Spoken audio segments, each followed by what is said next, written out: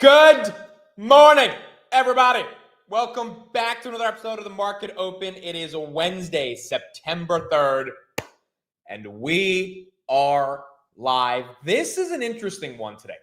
This is a very interesting one based on the dynamics of what's been happening over the past 24 hours. For those that haven't heard, the major headline, which is the first story that we will be getting into, is the Googs up 7% in the pre-market, Apple following up about 4% in the pre-markets. And I cannot understate how important this story is around Google and Apple, even if you don't own those names, for the broader essence of the market, which is going to be kind of the first major thing that we talk about today. So we'll discuss what's going on with Google, what's going on with Apple, why both of those multi-trillion-dollar companies being up 7% and 3% in the pre-markets is a really, really big deal. And hopefully that momentum can hold on into 9:30 when the market opens.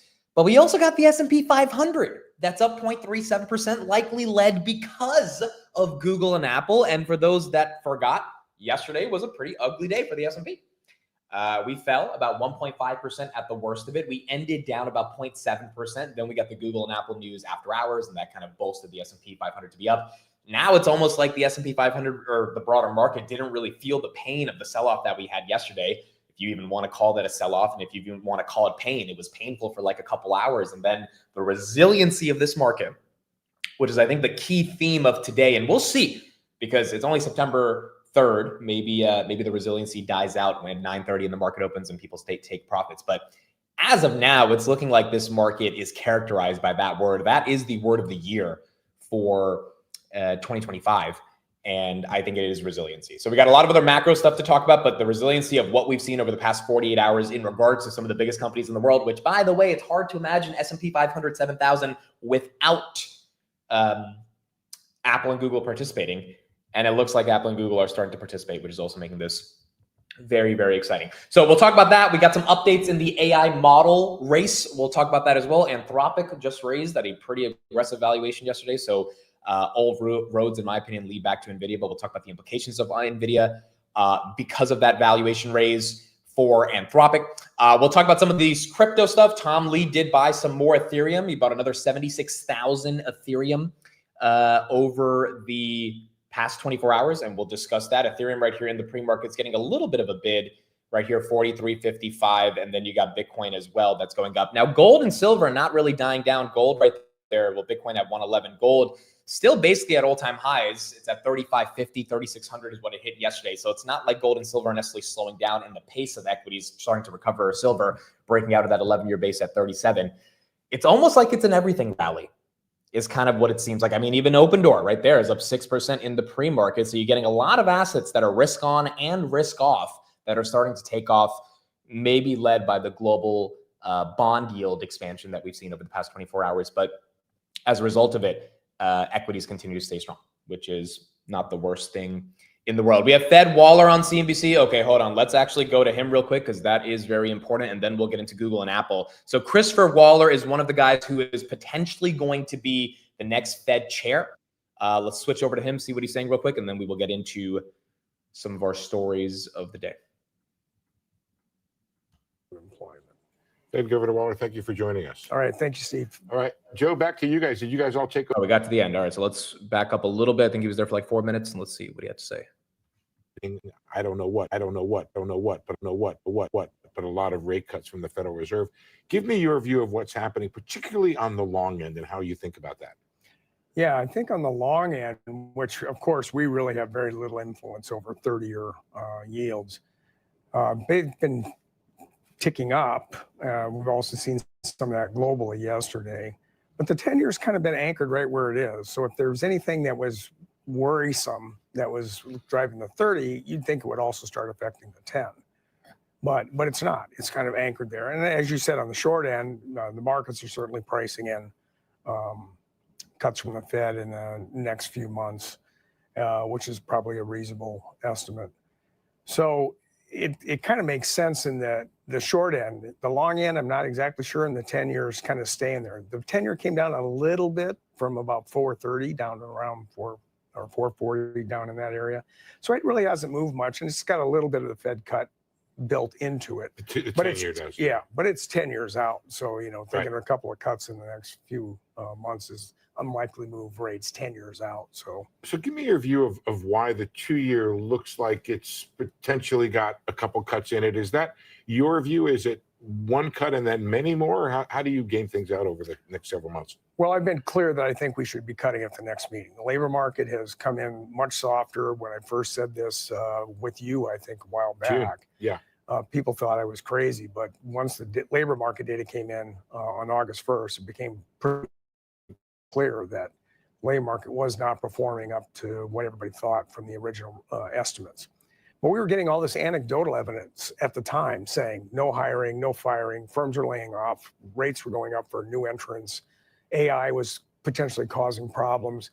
So all that software, ADP had big negative numbers. So all that data didn't seem to match up with what the BLS was putting out. And that's kind of where I felt like the BLS numbers have got to be off in some way. And then we found out in August that they really were. So I think because of that, and you want to get ahead of having the labor market go down, because usually when the labor market turns bad, it turns bad fast in a non-linear fashion. It doesn't just kind of creep up. So for me, I think we need to start cutting rates at the next meeting. And then we don't have to go in a locked sequence of steps. We can kind of see where things are going because people are still worried about tariff inflation. I'm not, but everybody else is. So I would say over the next 3 to 6 months, we could see multiple cuts coming in. Whether it's like every other meeting, I mean, that's pretty incredible. Over the next 3 to 6 months, we can see multiple cuts coming in. I know he's up to be the next Fed chair, but I mean, he's obviously going directly against Jay Powell's stance in terms of being very data dependent. I mean, he's saying, forget the data. Over the next 3 to 6 months, we are in such a restrictive mode in terms of monetary policy that we should see multiple cuts coming in. Meeting, we'll have to wait and see what the data says. And where are we headed, in your opinion? Do you have a view of neutral, of where you'd like to get to, or do you need to even be below neutral? Well, like I said, I usually use the SEP benchmark. That's the Summary of Economic Projections. That's the average of all the Fed officials in their long-run rate. Right. So that gives me kind of a benchmark where the middle of the committee seems to be, and I use that to think about where neutral is. Could be higher, could be lower. You have people all over the map on this. So, but if you take 3%, you're about 125, 150 basis points above that. And if tariff inflation looks like it's going to be temporary and it's a one-time level effect, which I think, inflation expectations are anchored and the labor market's really weakening. So our dual mandate says worry about employment and inflation, look through the inflation, worry about the employment, start cutting. Let me give you what I think is a textbook argument against what you're saying. And you tell me where I'm wrong with the textbook. You have a target of 2%, your inflation number is at 3%, and some people argue going higher. If you cut now, are you saying we are not really going for that target of 2% anymore? Are you undermining your target and your anchoring of inflation expectations? No, and I think that's where people mistake what you mean by looking through. You know that you're going to have this surge of inflation from the tariffs in the short run, but it's not going to cause long run inflation. So the whole idea of looking through it is to say, yeah, we know we're going to have this blip of inflation, but it's not permanent. And so why, for a one-time level effect, you want to start, say, raising rates and damaging the labor market, the housing market, and everything else when you know in, say, 6 months it'll stop?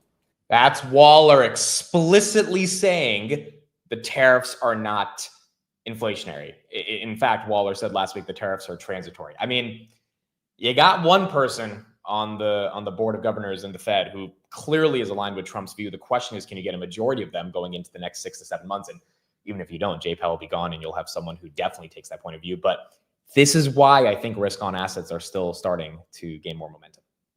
So that's the classic view of what it means to look through is, yes, it is going up, but that's what looking through means. You're looking through saying 6 months, 7 months out, it's not going to be going up. It'll be starting to move much closer to our target of 2%. So it's not about letting inflation go. You're just looking through, and that's the critical part. It's very hard for people to think about what that means, but I'm looking through saying inflation 6, 7 months from now is going to start moving back closer to our 2% target.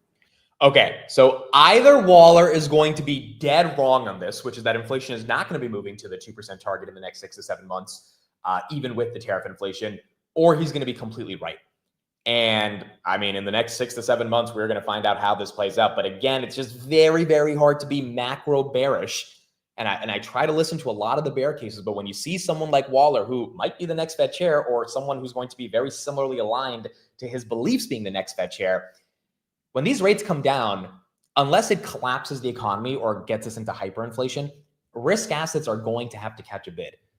The rate of premium you have to put on equities that are actually growing, and if they're growing anywhere near 30, 40, 50%, like an NVIDIA, Palantir, a Hood, a Rocket Lab, et cetera, those companies simply are worth more in a world in which you can't get a 5% return on your money in a money market fund. So from that perspective, look, if Waller is correct on this thesis, which ultimately means Trump is correct on this thesis of tariffs are going to be transitory, it's a one-time price increase, and the inflationary impacts of that are not going to be like the stimulus inflation impacts that we saw back in 2020, then, I mean, being long risk on assets to an extent doesn't seem like the worst idea in the world.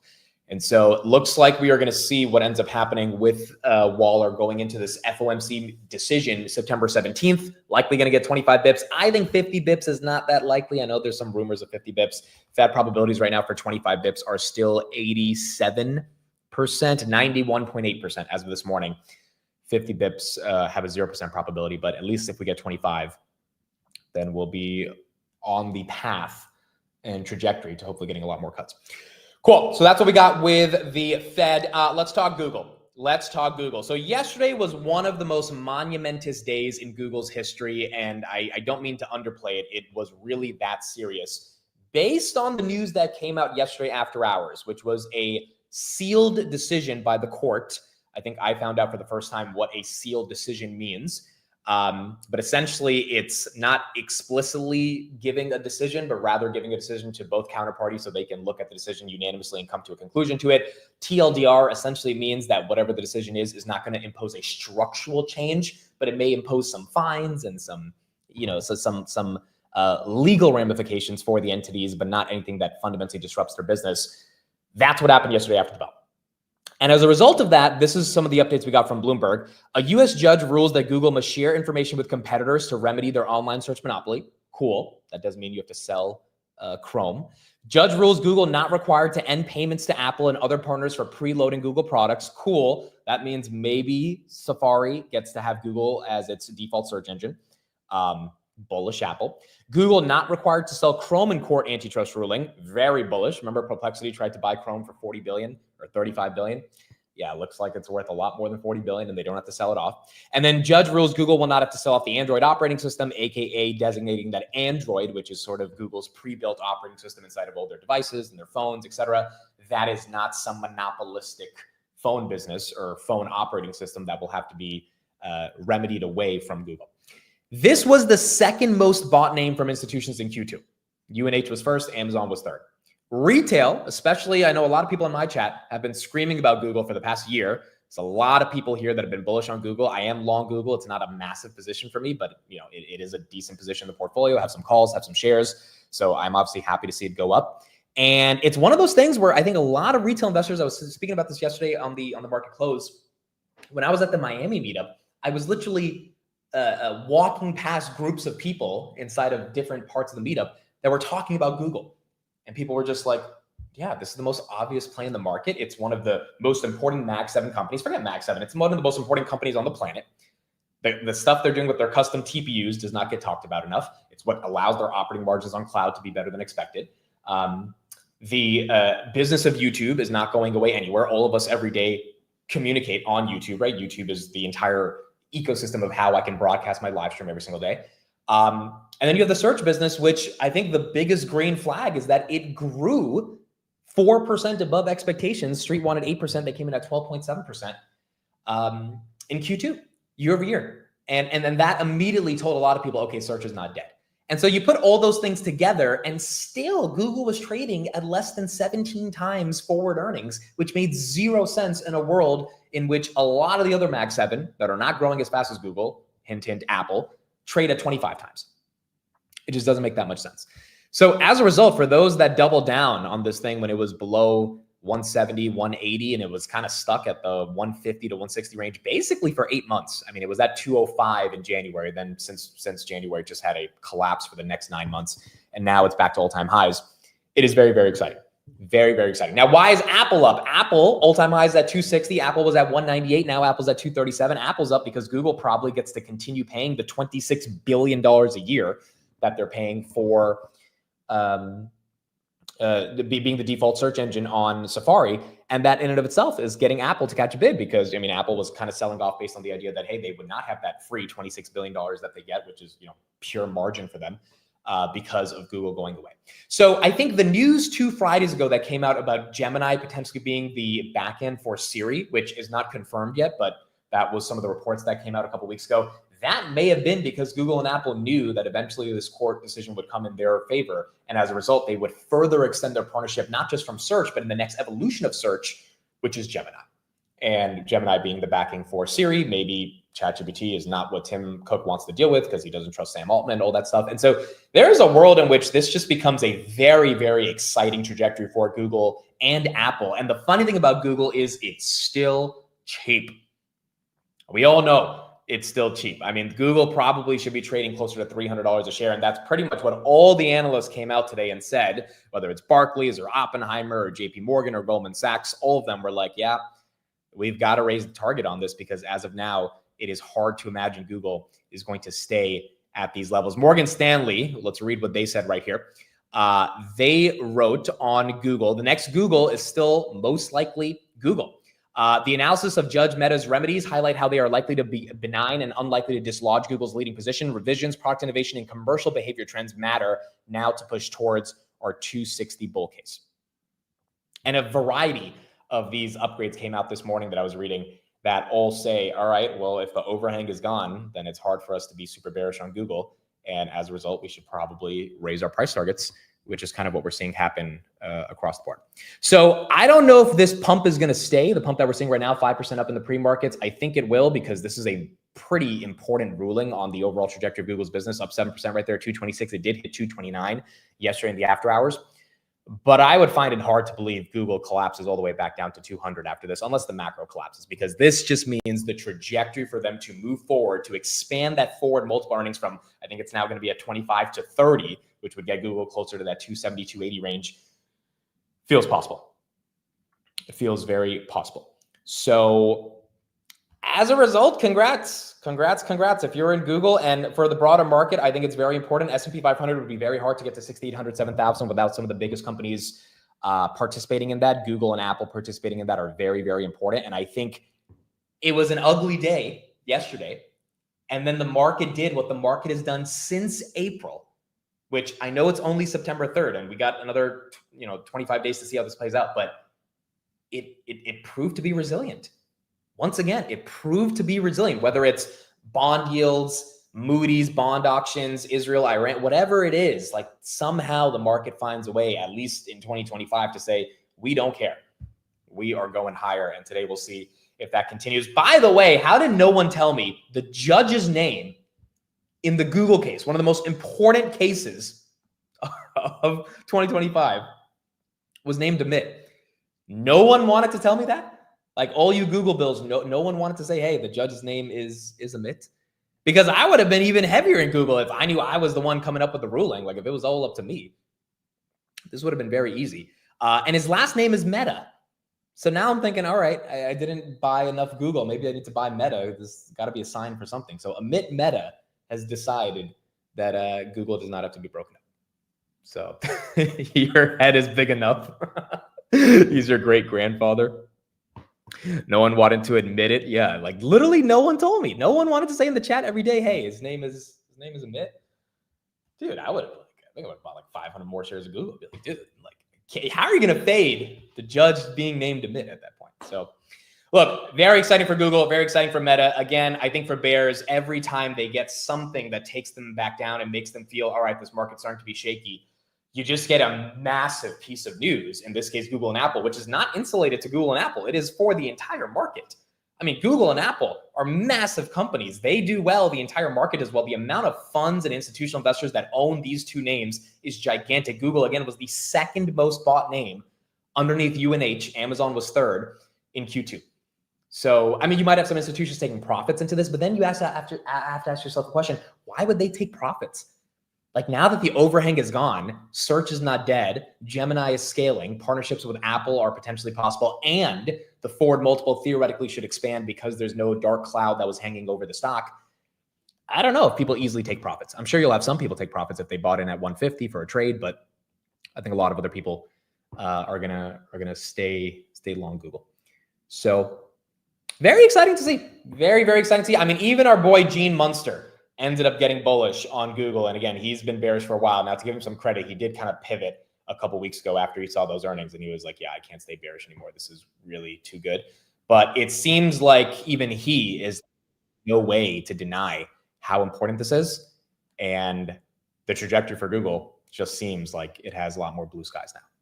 I'll point out one angle related to why Google's up so much. This turning of the page on the regulatory allows investors to think more about the progress that they're making in terms of AI overviews, AI mode, these three panels, their search panel. Those are the three interfaces that people use. They're making more progress at getting those adopted. Had some remarkable speed of that over the last few months with AI mode.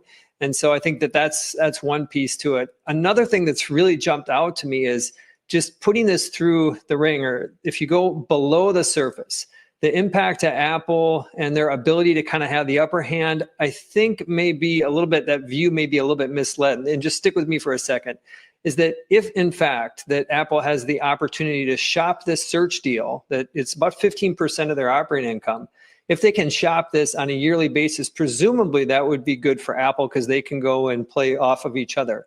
There's only one potential other customer, and that, of course, is Microsoft with Bing. Beyond that, the list goes down. They can't spend billions of dollars. And Microsoft, for the past 15 years, has tried to find ways to improve their share. It's still at 4%. They've always had deep pockets. And so I think at the end of the day is this probably really nothing changes. At the end, I think Apple will still get $20 billion a year from the Google search deal, even though it's renegotiated every year, and Google still has 90% plus search share. We're still awaiting, though. Which is good for Google, which is good for Apple. Bank of America raised their target on Apple from 250 to 260. And essentially the argument here was that, hey, if Google is going to keep paying them $20 billion a year, 15% of their operating income is going nowhere. People thought it was going to, go away or disappear or have to go through some new format of being counted as revenue. Google likely continues to pay it, and it keeps going further from there. So look, very, very bullish news for the broader market. Very, very bullish for Google and Apple. We'll see if the pumps can maintain themselves. Again, only the third day of September. So far, the S&P is basically flat for September. We'll see what happens, but everyone was expecting a bearish September. I know we're only 3 days in, but in general, when everyone's expecting something bearish, maybe the opposite does happen like August. And it would be quite the anomaly if August and September together gave a middle finger to all the bears and said, we are not going to historically do what we usually do. And maybe it's because we had a 30% waterfall drawdown in April. I mean, maybe that created the anomaly of the year that 2025 will be in the midst of gold and silver going up at the same time. There's a lot of things that's hard to come to explain. Like gold going up theoretically means maybe equity should go down. But then again, if gold's going up because people are afraid of US treasuries and they're just like not that comfortable with US debt, then you maybe have to buy things that are more risk on, AKA equity. So there's a lot of nuance to this, but it feels like the trend is higher in the context of a risk-on environment and obviously in the context of getting some rate cuts. NVIDIA right here is up 0.23% in the pre-market Bitmine, 43.50. Again, Tom Lee bought some more Ethereum. We'll talk more about that in a second. That's up 2.3%. It was down about 2% yesterday, up 3% right here. MicroStrategy, that's up 0.5%. Zillow's up a little bit. ETHZilla is up 3%. A lot of the Ethereum plays are getting some momentum. Palantir, which was very resilient yesterday. Palantir up 1.09%. That's at 158.80. Hit 150.3 yesterday. Almost was at 149. Now back trying to get into the 160s. Oklo right here is up 1%. Big Bear AI is up. Again, Google up 7%. S&P up 0.4. Bitcoin 111. Ethereum 4,300. We'll see. We will see in the next 20 minutes if the market can hold on to this momentum and we have a real recovery from yesterday or if it's a little bit of a head fake. But as of now, 640 on the S&P is holding strong, and we're going to see where that goes towards the end of the end of the day. Tom Lee is not going to be on Joe Rogan. I know a lot of people have been thinking that. It's a rumor. It's not substantiated. I mean, maybe he will be on Joe Rogan, but there's no credible source to say he's going to be on Joe Rogan. I think someone just randomly tweeted that and it went viral. But yeah, if Tom Lee goes on Joe Rogan and pumps ETH, That would be quite incredible to see. Now, speaking of crypto, there is a company from Donald Trump that is going live on the stock exchange. Trump-linked crypto venture American Bitcoin is set to list shares in the public stock market. Eric Trump, Donald Trump Jr. are among American Bitcoin shareholders. The name of the company is called American Bitcoin. I believe the ticker is going to be ABTC, but I don't have the exact ticker. If anyone knows, let me know in the chat. I have no idea what this company is. I don't know if it's a Bitcoin treasury, but this was the news. Oh, Bitcoin mining. Trump's brothers-backed Bitcoin mining company is set to list on the NASDAQ. American Bitcoin's public listing comes days after the Trump family made as much as $5 billion on paper from a separate digital token. That's the World Liberty Financial token that launched yesterday. American Bitcoin will debut on the NASDAQ stock market after completing its merger with Gryphon Digital Mining. Okay, this is likely through a SPAC. They have about 2,500 Bitcoin on the balance sheet. That's their quote-unquote corporate treasury. Eric Trump says, we've become the obvious name in crypto. American Bitcoin is going to be the greatest treasury company ever built. Okay. American Bitcoin was formed in March through a merger between the Trump brothers' American data centers and Hut 8, which swapped its Bitcoin mining division in exchange for an 80% ownership stake. Really? Hut 8 mining? Wow. That's true. Holy. Okay. So the company raised $220 million in cash and Bitcoin from investors. The big picture, American Bitcoin's listing marks the latest expansion of the Trump's family crypto empire. It now spans everything from mining operations and meme coins to stable coins to dollar-linked tokens used by investors to trade crypto. Okay, so it looks like the Trump brothers are taking a new company public. I don't know if I will be partaking in investing in this company, just like I did not partake in investing in the Trump meme coin, but look, it's hard to be bearish, bro. It's like, look, I know people don't love to see that. I get it. I didn't love the Trump meme coin. It felt very grifty to me. I get it.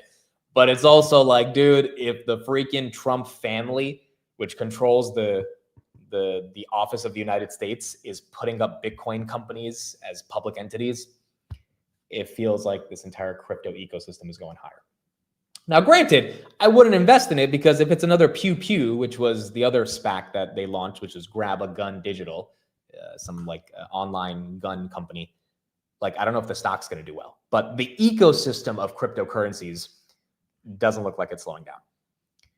And the question is just which one is going to get the most value. Speaking of that, we have the former lead of crypto at BlackRock on the Bankless podcast 2 days ago. Here's what he said about Ethereum. If you take a step back, you asked for simplicity, a simpler rubric that if these high quality assets are secured by Ethereum and the L2s that derive security from it, you can put your inputs in and it'll give you an output. And in any forecast, that output of what the price of Ether is going to be is significantly higher than it is today. So if you believe there's a long-term trend of tokenization, if you believe that it's going to happen on the most secure, trusted, and liquid chain, Ethereum and the L2s, then you have a thesis that the price of Ether will be going up significantly. Now is the time to take advantage of that macro trend and accumulate as many stacks of Ether as you can at the current values before you even talk about businesses and things you can do with Ether. If you take... So you've got a lot more people that are starting to get interested and excited. This was the co-CEO of SharpLink Gaming, by the way, who was the former head of crypto at BlackRock. I mean, again, former head of crypto at BlackRock now joins ETH Treasury Company as CEO. And he's communicating to all the institutional clients that he has access to why they need to be excited about Ethereum. This is why I think people are just getting more and more excited about not only Ethereum, but a lot of the Ethereum treasuries, because Ethereum has not made the move that Bitcoin has made. And with Ethereum, there's real utility that people are getting excited about, aka the BlackRocks, the JP Morgans, the Walmarts, the PayPals, the Robinhoods of the world. And with more utility comes more momentum. So the leverage against that momentum, aka a BMNR or an SBET, if you believe in sort of the thesis around why they should get a premium on their MNAV, then from that perspective, they become very attractive opportunities with very juicy options markets. And obviously that creates a lot more trading. So that's what's creating some momentum. And we're going to see how that plays out in the future. And again, look, you can disagree with the Trump family launching the types of crypto schemes that they're launching. What is undeniable is that they, as an administration, have fully embraced crypto. And if there's any issues legislatively that Ethereum or Bitcoin need to be able to get resolved, the connections in the White House, based on the fact that the literal president's sons are levered into these assets, are going to be there in order to unlock the legislation. We've already seen that with the Genius Act in regards to stablecoins, which uniquely are benefiting Ethereum, to be unlocked to ultimately allow that crypto ecosystem to flourish. So whether you want to own a real business like a Hood or a Coinbase to get your crypto exposure, or you want to own an asset treasury company, it just feels like having some exposure, even if it's 1 or 2% of the portfolio, is not crazy in a world in which this is a ecosystem that's not slowing down anytime soon. And now there's real use cases, right? If you never believed in crypto in the first place, that's fine. But with Ethereum, there's like actual use cases that very, very important Fortune 500 companies, Fortune 50 companies are embracing. And from that perspective, it could make it a much more attractive opportunity as well. Triple V, thank you for being here in the chat. Thank you for the $200 super chat. This is Triple V's first super chat in the new studio. So thank you for the super chat, sir. Thank you for being here, and excited to have you here for our second market open. But first, Triple V super chat. You guys know his name now. His name is Vlad. So that was revealed in Miami. It was so funny when you guys found out his name was Vlad, because everyone thought his name was Vlad, but you guys thought his name was Vlad Tenev. He's not Vlad Tenev, but he is another Vlad, and he's just as hardworking as Vlad Tenev. I'll tell you that. From the lunch I had with him and the conversations we have, this man works his ass off every day, and he enjoys investing in the stock market. So there you go, Triple V. Thank you for being here, and thank you for the super chat as well. Let me know, what did people buy yesterday? I bought a little bit of BMNR yesterday. That's pretty much it, but very curious to see what people bought on the dip. If yesterday was the dip, we'll see if that dip gets worse towards the end of September. But you had SoFi at 2370, you had Bitmine at 41, you had Hoodie at 97, you had Palantir at 150. I mean, you did have some opportunities that I don't know if they were amazing opportunities, because I don't know how the rest of September is going to be, but it's not like they were opportunities that no one would take advantage of. It's just a question of how many people actually stepped in and tried to get that dip. Ethereum right here trying to go for 4,400 in the pre-markets. That's up 1.38%. Coles is up a little bit. Bitcoin 111, gold 325. That's green. And the S&P 642.84. That's up almost 0.5% in the pre-markets. I see a lot of Hoods. I see a lot of BMNRs. I see a decent chunk of NVIDIAs. I see some Googles. I see some Grabs. We do have an update on Grab. I'll talk about that in a second. I see some S-Bets, some Big Bears, MP Materials. See people sold some puts. Yeah, majority I'm seeing is NVIDIA, Hood, BMNR. I see a little bit of Oscars right here, a couple of Teslas. All right, so people bought the dip.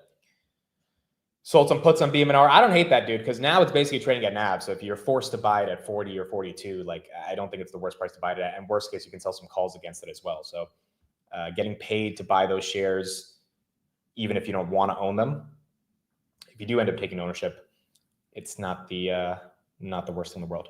So looks like we do have some people that ended up buying the dip yesterday, and hopefully that one ends up playing out as we get into today. Again, this is what Waller said. We just listened to him. We should cut at the next meeting. Tariffs are going to cause long-term inflation. We know we'll have a blip of inflation, but it won't be permanent. Waller getting ultra dovish in the context of what we should expect for rate cuts, which again, just kind of bolsters the bull case on what we're going to see going into hopefully this FOMC meeting.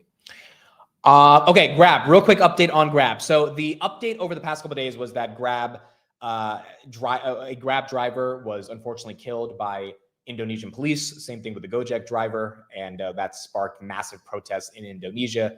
And I don't think it has like a material impact on its business, but in and of itself, that was one of those things from a PR perspective that Grab really had to deal with. Anthony Tan visited the the driver's family, gave them monetary compensation to help them deal with the situation. So it was one of those things that was just not a good thing to kind of see play out. Nonetheless, Anthony Tan, one of, I think, the best leaders in the public markets, actually ended up visiting those families and dealing with the situation as a real leader should. This morning, we have some news on their fintech. GrabFin is now in Cambodia. GrabFin is now in Cambodia. So this is a milestone digital integration. This integration with Grab reflects our ongoing commitment to enabling seamless digital payments for users across the country. As a platform deeply embedded in daily routines of millions from ordering food to getting around, Grab plays a vital role in the modern life of Cambodians. By combining the convenience of Grab's super app with the reliability of ABA Payway platform, which is a platform that is proprietary in Cambodia, we're making everyday transactions faster, safer, and more effortless. So not the biggest piece of news, but one of those things that, again, just continues to show Grab's expansion across Southeast Asia. To me, I know the stock price is not cooperating. I know it's not reciprocating. I know it's not super exciting. I get it. It's not like a BMNR. It's not like an Open Door that's going up or down 4 or 5% in the day. But I also think that's why it's a little safer than a lot of the other names out there, even if it's boring. Being safe and boring sometimes is better than being super volatile. And as long as the company is progressing, that's kind of all I care about with my Grab position. So that's what I got. I mean, we're going to see how this ends up playing out. I think it's inevitable the earnings growth is going to inflect into the stock price. That's not happening right now. That's okay. I think that's actually one of the bull cases for the accumulation phase of Grab. But you do have more and more of an expansion of their services across the entire region. And today it is now in Cambodia. Speaking of Open Door, so the former CEO of Open Door yesterday sold $35 million worth of shares, which is kind of crazy. Now, you might be saying, wait a second, why can she sell? Because the executive team already said that they're going to get rid of their packages to sell, their 10b5-1 plans. She's not an executive anymore because she stepped down. So because she left the company, she was able to liquidate her position and not be under the same types of rules that the CEO said that the other executives would be under, which is that they're not selling any shares. And as a result, she sold 35 million worth of stock, I think 7 million shares at $5 a pop. Open Door is up 5% even with that happening. So you're starting to see a lot of people kind of happy that the old regime is leaving and the new regime, which has not fully been introduced yet, might be introduced in the future. And they're buying up the stock in the face of the pure excitement that A, we have rate cuts coming, and B, we're going to get rid of some of the old regime that really did not care about shareholders. And as a result, that's why you have Open Door up. So people are saying 700,000 shares. That was the first SEC filing. It was amended to 7 million shares. So it was 700 shares last night when the news broke, and we covered it on the market close. And then we got an update. It's actually 7 million shares at $5, which is kind of crazy. But the point is she's out. And I think if you're in Open Door, you don't have to worry about her selling shares at a higher price because now she's gone and it's not going to be that big of a deal anymore. So look, again, with Open Door, my stance has always been pretty clear. I don't understand the actual business model or the business turnaround. However, is it worth a gamble? I mean, you have such a big community. Yeah. So if you want to throw a couple $1,000 into it as a gamble, that's fine. I wouldn't go full port. Now, if you did go full port at $2, you're probably very happy. But personally, I don't see the vision. I could see the stock rising, though, because obviously there is a massive retail community. And any piece of good news with a big retail following can get the stock to go higher. And that's what we may see in the context of Open Door. IREN, this one continues to crush it. This is now a data center AI play, not a Bitcoin miner. They were up 10% yesterday. They were up 15% after earnings. They're up another 5% in the pre-markets. They got upgraded to $55, or not to 55, to $45, I believe, by JP Morgan. And the argument was just, hey, data centers are expanding. IREN has a lot of megawatt capacity. They're signing deals with NVIDIA. They're signing deals with hyperscalers. It should go higher. And this is only a $7 billion company. I mean, to go from 7 billion to like 12 billion is not the hardest thing in the world, especially if you have a lot of people excited from an AI perspective. And as a result, that's why it is getting some momentum. Ben says, I have $30 IREN covered calls for January. What would you do right now? So I would wait until it breaks your break even. So probably today, if you got paid like $2 a premium, then wait till it gets to 32. If you got $5 a premium, wait till it gets to 35. But I'd roll it as soon as it breaks your break even. And the reason I would roll it is because the fundamental story on IREN seems to be intact. It doesn't seem to be broken. At least that's based on the earnings that I saw. So I'm not sure about the valuation because I just haven't gone deep enough into the numbers of IREN to say that it deserves to be worth 30. But the story is strong enough where I could see it holding 30 for sure, especially because it's not a small cap, but technically it is a small cap. And from that perspective, I'd probably just roll those covered calls. Macy's, they had earnings as well. Let's take a look at that. And then we will keep going from there. This is another retailer. We have Salesforce tomorrow and Broadcom, or Salesforce today and Broadcom tomorrow for the earnings that we have to see. All right, Macy's just reporting its numbers. Courtney Reagan has the details. Court, what are you seeing? Yeah, Becky, I mean, much better than expected, frankly, a quarter. And Macy's is pointing to its overall strategy as the driver. So earnings coming in at 41 cents. That beats consensus for 18 cents on stronger than expected revenues of 4.81 billion versus 4.76 billion. Now, the retailer also increasing its guidance, but with caution, and now expecting full year earnings in a range of $1.70 to $2.05. That was from $1.60 to $2, so an increase on both ends. On net sales of 21.15 billion to 21.45 billion. That also is an increase from 21 to 21.4 billion total. So again, this is all you need to see. Macy's is not some massive company that's like innovating in the age of retail. And even they were able to beat on the top and the bottom. Now the stock is, wow, I did not know the stock was up 16%. Last time I checked at like 7:30, the stock was up like 4%. Stock's up 16%. So, you know, when we talk about the consumer, when we talk about companies, when we talk about their ability to actually put up the earnings growth that is necessary for this market, company like Macy's is not seen as like one of the major retailers of society. It's basically seen as a dying brand. And even they are able to raise their guidance, which is quite incredible. Not to mention Dollar Tree. They had earnings as well. They beat on the top and the bottom. Dollar Tree, focusing on more of the lower income consumer in this country, 77 cents versus 41 cents. They beat by 88%, and 2% they beat on revenue. Now, revenue is still down year over year, but EPS is up 15% year over year. That stock, I think, did still take a little bit of a beating, potentially based on that revenue growth not being that good. Yeah, Dollar Tree is down 8%. But the fact that they were able to beat on the top and the bottom, not horrible either. So Lowe's, Home Depot, Walmart, Victoria's Secret, Dollar Tree, Best Buy, Macy's, the amount of companies we've seen that have just been able to put up the numbers that are necessary to show that tariffs are not having the worst impact on them, to me is very encouraging. And it proves that this bull market might be intact. Hims right there, up 4% of the pre-markets. Hims has been taking a beating over the past couple of weeks as well. Hims 4.26%. Google right here still up 7%. Apple's up 3.4%. We're going to see in 3 minutes when the market opens what happens with the Googs. This is going to be one of the most important days for Google. If it can hold this pump, if it can expand, can it break out to the 230s and then you have blue skies, or does it really get some resistance going up to those levels? But overall, resiliency is my word. Resiliency is my word for this market, which is quite incredible to see based on the vibe shift that we had yesterday. Yeah, so McDonald's did say breakfast is down for some consumers as well, right? So this is kind of like the nuance of the data. McDonald's, I mean, maybe there's a world in which people just generally don't want to eat some of that food anymore, which is why some of their traffic is down. Maybe it's more economic for the situation. But then you look at Dollar Tree and Macy's, which are not for the most high income consumers, and they beat earnings on the top and the bottom. So it's like some of these things are very insulated to individual companies, which is no surprise that tends to happen. But back in 2022, I remember, and I'm sure a lot of you guys remember as well, in 2022, every day during earnings season, a company would say something bad. Like, it was not like 2022 is like, oh, Meta says something good, Google says something good, and but like these companies say something bad. It's like every single company was like, consumer sucks, inflation's high, rates are hurting our business, yada, yada, yada. And that's why you ended up having a bear market. You're just not seeing that in 2025. Just not. And I feel like if Q3 continues to hold on to this momentum, it's going to be exciting to see where this market can turn out towards the end of the year.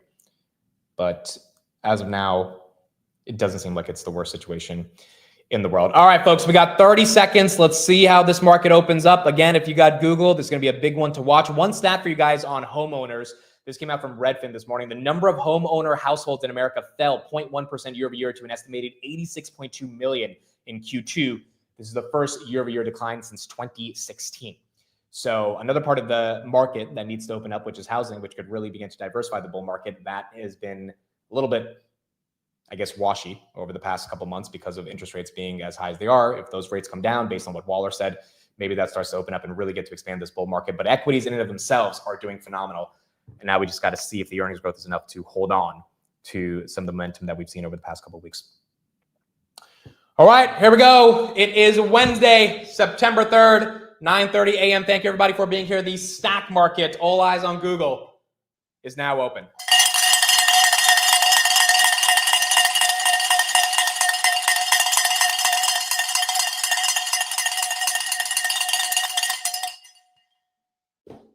All right, wake your ass up. Let's get into it. Googs at 225.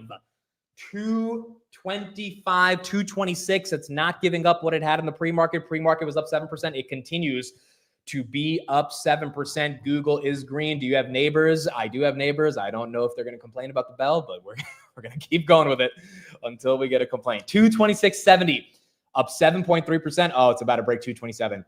227, there you go. 227, 227.50. My goodness, is it about to break 228? We're about to see. We are about to see. S&P, that's up 0.37. Apple, that's up 3%. Bitcoin, that's up. Ethereum, that's up.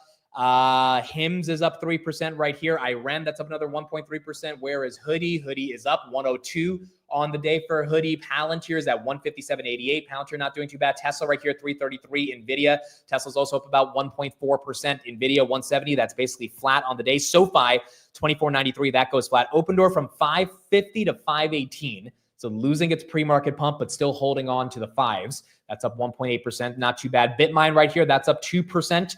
That is green. Google losing 227 back to 225, but still at least holding the 220s, which again is an all-time high for Google as it hasn't broke out of those levels for a while. So you got Google right there at 225.60. Where is Duolingo? This one closed at 289 yesterday. That's at, wow, Google, Duolingo 285. $9 further down as Duolingo continues to get hit, and now Hood goes red. Dude, we had literally 30 seconds of seeing green across the board. Palantir is about to go red. Palantir just went red. Tesla is $1 away from going red. SoFi is like 5 cents away from going red. Open Door still holding on to green. Nvidia just went red. Okay, so almost very similar to yesterday. Yesterday we had the first 5 minutes of the day bloody red. Now, this is not bloody red. This is kind of like a flat red. It's almost like a type of red. We'll see if it continues to get a little bloody. But Google and Apple at least are holding their pump. S&P also holding its pump, 642.75. S&P up 0.35%. Oh, we do have JOLTS data today. I forgot. At 10 a.m. we have JOLTS data. All right, so in about 30 minutes, we'll see what happens with JOLTS and what goes on from there. Bitcoin right here, 111. Ethereum, 43.80. BMNR 43.72, grab at 494. That's green. SoFi still holding on to its green. So a lot of these stocks that are holding on to green are up like 10 cents, 15 cents, nothing crazy. Like Nvidia's red, but Nvidia's down 0.05%. So yeah, it's not massive. But you are seeing some red right here. Tesla as well, opened at 336, now at 331. Hoodie, it seems like they want to keep Hood at 100. I mean, we do have S&P inclusion potentially on Friday. We'll see what happens there. But this was a stock that was trading well above 110, 115 for like 3 weeks and now just stuck in this low 100 range. And I think it's probably because the market is not going to give it that much of a multiple until we like really break out to the next leg of this bull market. But as of now, 101.3, I think Q3 is going to be strong. We should be getting August metrics in a couple weeks, and then we'll see what happens from there. Bitmine was at 44 in the pre-markets, now at 43.37. It is up 2% on the day. Grab 496. Hut 8 Mining, that's up 2%. Google still holding 225, not going down yet. Snapchat, is that making a move? That was at 703 yesterday. Now it's at 750. Not bad. That's up almost 3%. Silver, is that moving? Gold is moving. Silver is moving. 37.26 for the SLV BlackRock fund. The actual price of silver, I think, is above 41 right now, if I'm not wrong, which is not doing, 41.77. Silver, 41.77. First time since 2011 breaking above 40, which is not too bad. So gold and silver continuing their pump. Gold price, let me see, all-time highs were 3,600. Gold price, 36.21. We just hit all-time highs on gold. We just hit a 9:32 a.m. Eastern all-time highs on gold, 36.21. So gold and silver continuing to rise, even with equities trying to recover. Palantir goes down about 0.5%. HIMS is up 4%. Not sure why. Maybe there's some piece of news, but HIMS is up. Open Door holding on to 520. That's up 2.7. Rivian, is that breaking out a little bit? We did some TA on Rivian yesterday. Rivian 1386, not green yet, but trying to get back to 14. It was at 11 3 weeks ago. S&P still going green. So what's carrying the S&P today? It has to be Google and Apple, because a lot of these other names are still down. Google, 226. It's not letting go. Trying to get back to 227. Trying to get back to 227. There you go. Back to 227 for the second time today. I mean, it is nice to see that momentum is not fading as soon as the market opens and there's enough buyers coming in and they're saying we are ready to buy. Google is now a $2.74 trillion company. 300 billion away from 3 trillion, which I think most people would say it deserves, given the fact that they produce the most net income, 115 billion on a trailing 12 months out of all the Max 7 companies. But Google right there, 226, continuing to be green. Lyft is up 7%. I do not know why Lyft is up, but Lyft is lifting off. Waymo is expanding to Denver and Seattle. That news came out yesterday. So that's good for Waymo, good for Google. Not sure what the news is for Lyft. I don't see any news on Lyft. Nothing. Nothing. Nothing. There's zero fundamentals. Wait, is this a Lyft? Huh. Lyft offering 450 million of convertible senior notes due 2030.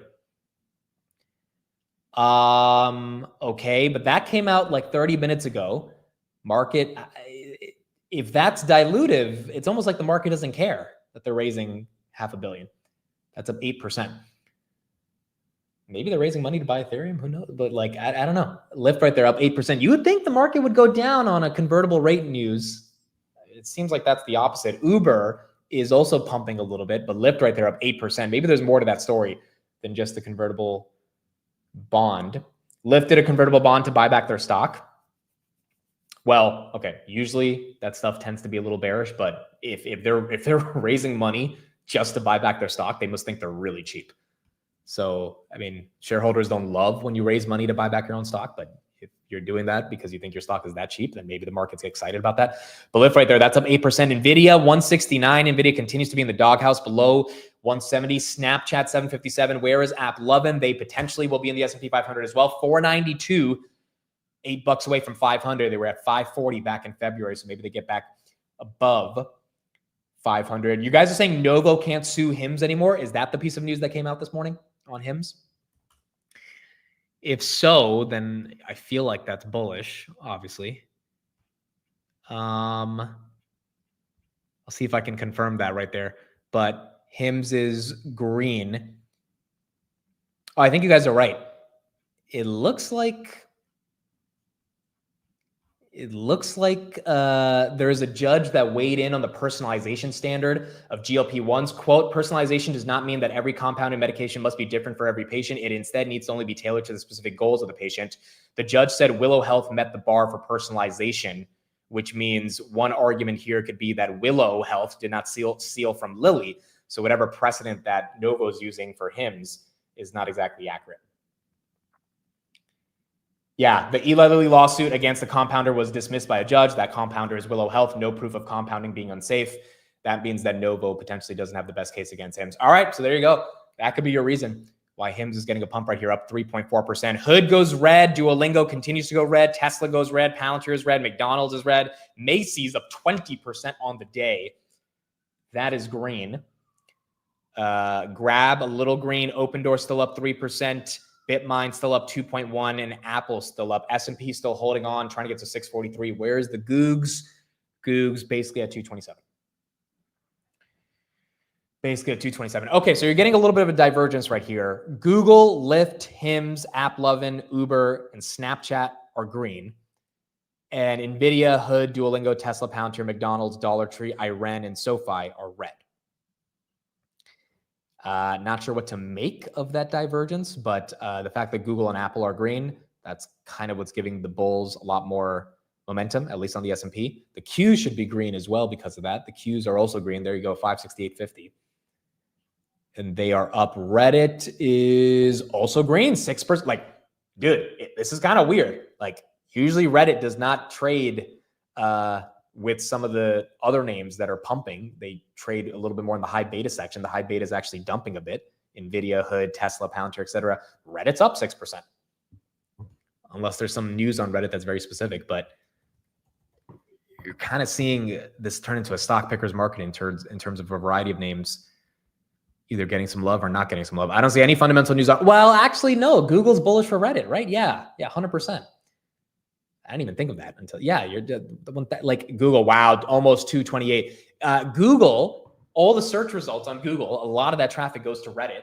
And if Google's search monopoly is not disrupted via Chrome being broken up or via Apple being taken away as the default search engine for Safari with Google, a lot of that traffic goes back to Reddit. Yeah, that makes a lot of sense, actually. That makes a lot of sense. Okay, so Reddit's moving with Google. Reddit's up 7%. Google 227.79. I will check 228 resistance, but it looks like it wants to get there. Let me pull it up. And let's see. Reddit was at 107 at one point this year. I think it was at 90 at one point this year as well. So this one's had a hell of a move. 228 resistance on Google, 30,000 shares. 30,000 shares. Google has open skies now. I agree. Blue skies, open skies, price discovery. 228. There you go. Boom. 30,000 shares wiped out immediately. 228. I'm going to check on my calls right now and see how much those are up. So again, these are 150 2026s. I'm in the same calls as Nancy Pelosi. Nancy doesn't miss. Nancy doesn't miss. So the 150s are worth $80 today. Okay, that's what I thought they would open at. So we're up $20 a contract. Bought them for 60. They're worth 80. So not too bad. Google right here, 227.50, just below 228. That's up 7.5%. The Q's continuing to pump. Uber, that's up a little bit.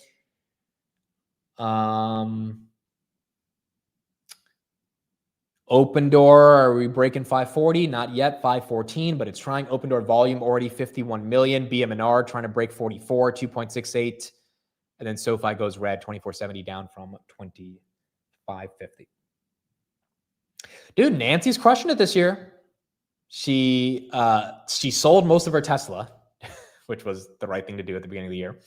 She bought a ton of Google. She bought a ton of NVIDIA, or NVIDIA average is like 120. Google, she bought, I think, in like the 180s. Broadcom, she's absolutely destroyed that trade. Broadcom is basically at all-time highs, 297. They have earnings tomorrow. I mean, she's had a good year. The only name that hasn't really done well in her portfolio is Disney, I think. But outside of that, everything else in tech has done very well. Google, did we touch 229? Not yet, 228.15. I'm looking at the Class C. Class A might have touched 229. Class A, very close. But Class C getting there. Yeah, Class A basically at 229. There you go. Class A at 229. We'll just look at Class A. We'll just that's the more fun one to look at. But that is green. Now, Steve texted me yesterday the new title of his article, and it might surprise some of you guys, but he said the title of his article is Apple, the first time in almost 7 years I am no longer bullish despite the Google ruling. So even with the bullishness of Google continuing to pay them $20 billion a year, Steve's next article on Apple is likely going to be more bearish. So, look, I think Apple probably trades at a multiple that it doesn't necessarily deserve, one could argue, given the growth is not there. However, it's freaking Apple. And Apple's Apple. Like, Apple's not going to lose. So, from that perspective, I think people will always just have inflows going into Apple. Apple right there, 235. That's not up as much as Google, but that is green. Reddit, that's up 7%. Google, 228.84. This is Class C. This is the regular one that we look at. That one looks like it's about to break 229. Didn't break it yet, 228.90. It's 10 cents away. And then 230s are up. Oh, yeah, Nancy also bought Tempest. Tempest is up 130% year to date. I mean, she crushed that trade as well. That one was an easy one. I should have followed her. I mean, when she buys these obscure names, like, I feel like you just kind of have to follow her into it because she has to have some information that everyone else doesn't have. But she bought Tempest at 25. Tempest is at 78. So that one's done incredible as well. There you go. 229. 229 on Google. 229 on the Googs. 230. Let's check resistance. That should be up next. Ethereum, 44.21. Not bad. Breaking above 4,400. HIMS is up 5%. Yes, Nancy also brought VST and some of these other data center plays, which has been helping her out. 230 resistance on the Googs is 88,000 shares. 88,000. Bitmine, that one's up 5% on the day. 88,000 shares is what you're looking at for Google to break through for the Class C shares. HIMS, that's up now 6%. AppLovin, that's up 2%. Uber, that's up 1%. Lyft, still up 5%. It was up 9%. Now it's up 5%. But Google, it's doing its thing. Class A breaks 230. Class A breaks $230. Look, it's exciting. I mean, even if you don't own Google, it's got to be exciting. You just need parts of the market to participate if we're going to see a broad-based rally. And it looks like that's what we're getting. Here's the heat map. Here is the heat map. There you go. Look at Google and Apple just sticking out like a sore thumb. Fully green. Industrials are down. Consumer defensives are down. Energy is down. Healthcare is down. Insurance is down. Financials are down. Big tech is not super up, but Google and Apple are indeed super up. And they are getting some momentum. Yeah, I saw the news last night. Ilhan Omar is now worth $30 million. I don't know how that happened, bro. Apparently she invested in some venture capital fund, some like obscure VC that apparently made some good investments, and now she's worth 30 million. Her net worth is up 66,000%. It is very interesting to see how some of these politicians end up accumulating their wealth. But it's her husband. Yeah, it's probably her husband. There you go. There you go. So, I mean, look, this is why I'm saying, if the politicians are getting rich and they're disclosing their trades, sometimes you might as well just follow them, because they probably know a little bit more about how some of these stocks could end up trading. Rivian back above 14. That's up 2.24%. That's green. So Rivian really breaking 14 right here. Snapchat 758. That one's trying to get back to $8 again. Snapchat historically trades from 8 to 850, and then it dumps on earnings. Then it gets back to 8 to 850. So 750 to 850 maybe is the trade, but you got to see if that momentum can actually pull through. Snapchat right there up 4% on the day. It's called insider information. 100%. It's called insider information. But my point is, if they're not going to make it illegal, then what's not insider information is for us to follow and get the updates. That's why when people say, I want to ban politicians from trading, I'm like, dude, they're going to find a way to be corrupt no matter what. At least they get to disclose. Like, Nancy's buying Tempest. Like, if you knew that in January, I mean, like, all right, Nancy's going to make her money. If you could follow her, you can make your money too. Now, again, not every politician is the best at doing these trades. So you gotta find a gem like Miss Nancy Pelosi, but politicians are going to be politicians. I always find it like worthless to even complain about corruption in politics. It's like, dude, it's the nature of politics. It is what it is. But the question is, how can we benefit as individual people that aren't in those positions of power? And the best thing, hopefully, is just to have more disclosures from what these guys are doing. Bitmine right here, trying to get to 45. Trying to get to 45. Not too bad. That is up 5% on the day. ServiceNow offers 70% discount to federal government in AI push. This is similar to a lot of companies like ChatGPT and Gemini and Anthropic that have been offering like their services to the government for like $1. And like the reason they're offering it for $1 is because you need to offer it for like some piece of compensation. But a lot of these AI language models are trying to get into the government without charging a lot of money, and kind of land and expand from there. By the way, speaking of these AI language models, take a look at this. Anthropic raised at $183 billion valuation yesterday, $13 billion. And what's more important than the valuation, which is crazy, right? Because $183 billion for a company that's not even public yet. I mean, it's just absolutely incredible to see the size and scale at which these companies are raising. Take a look at what they said right here. We started 2025 at a $1 billion run rate in revenue, and we passed $5 billion 8 months later. This makes Anthropic one of the fastest growing technology companies in history. Like, when people say AI is a bubble, what are you talking about? You don't go from 1 billion to 5 billion in 8 months as a bubble. This is not pets.com that had zero revenue and went public. This is $8 billion $5 billion in 8 months off of a $1 billion base. Like, now you could say the $180 billion valuation is aggressive. That's fair. Like, I get it. The valuations are up there, but you can't say that there's no growth or that all of this is fake. Like, this is happening. And this is just the beginning. This is just the beginning. So feels like there's going to be a lot of momentum. And then there you go. Google's Anthropic stake is now worth over 25 billion. Google and Amazon are heavy investors in Anthropic.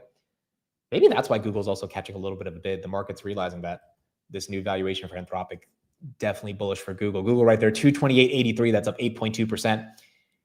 What's sad is that Apple, that could have invested in Anthropic or GPT or any of the other large language models took zero stakes 3 years ago. Google and Amazon, Amazon I know put in like 5 billion. I think Google put in a little bit less, maybe around the same range. But they said, screw this. We have 100 billion in cash. We are throwing it at these large language models. Apple didn't do that. So now the incorporation of this stuff makes a lot of sense. And it continues. It's funny. The hyperscalers are buying all the NVIDIA chips. Anthropic is buying a ton of compute from the hyperscalers and more NVIDIA chips. And the hyperscalers own a portion of the hyperscalers own a portion of the large language models that benefit from the NVIDIA chips and from the hyperscalers' cloud revenues or cloud offerings, which are more cloud revenues for the hyperscalers.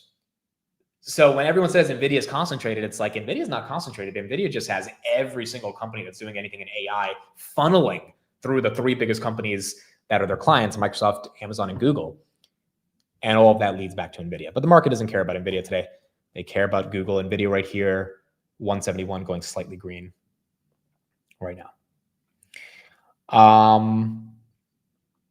So you're seeing a little bit of green on NVIDIA and a lot more green on the Googs. Google Class C trying to break through to get officially to 230, 229.14. You got 80,000 shares sitting at 240.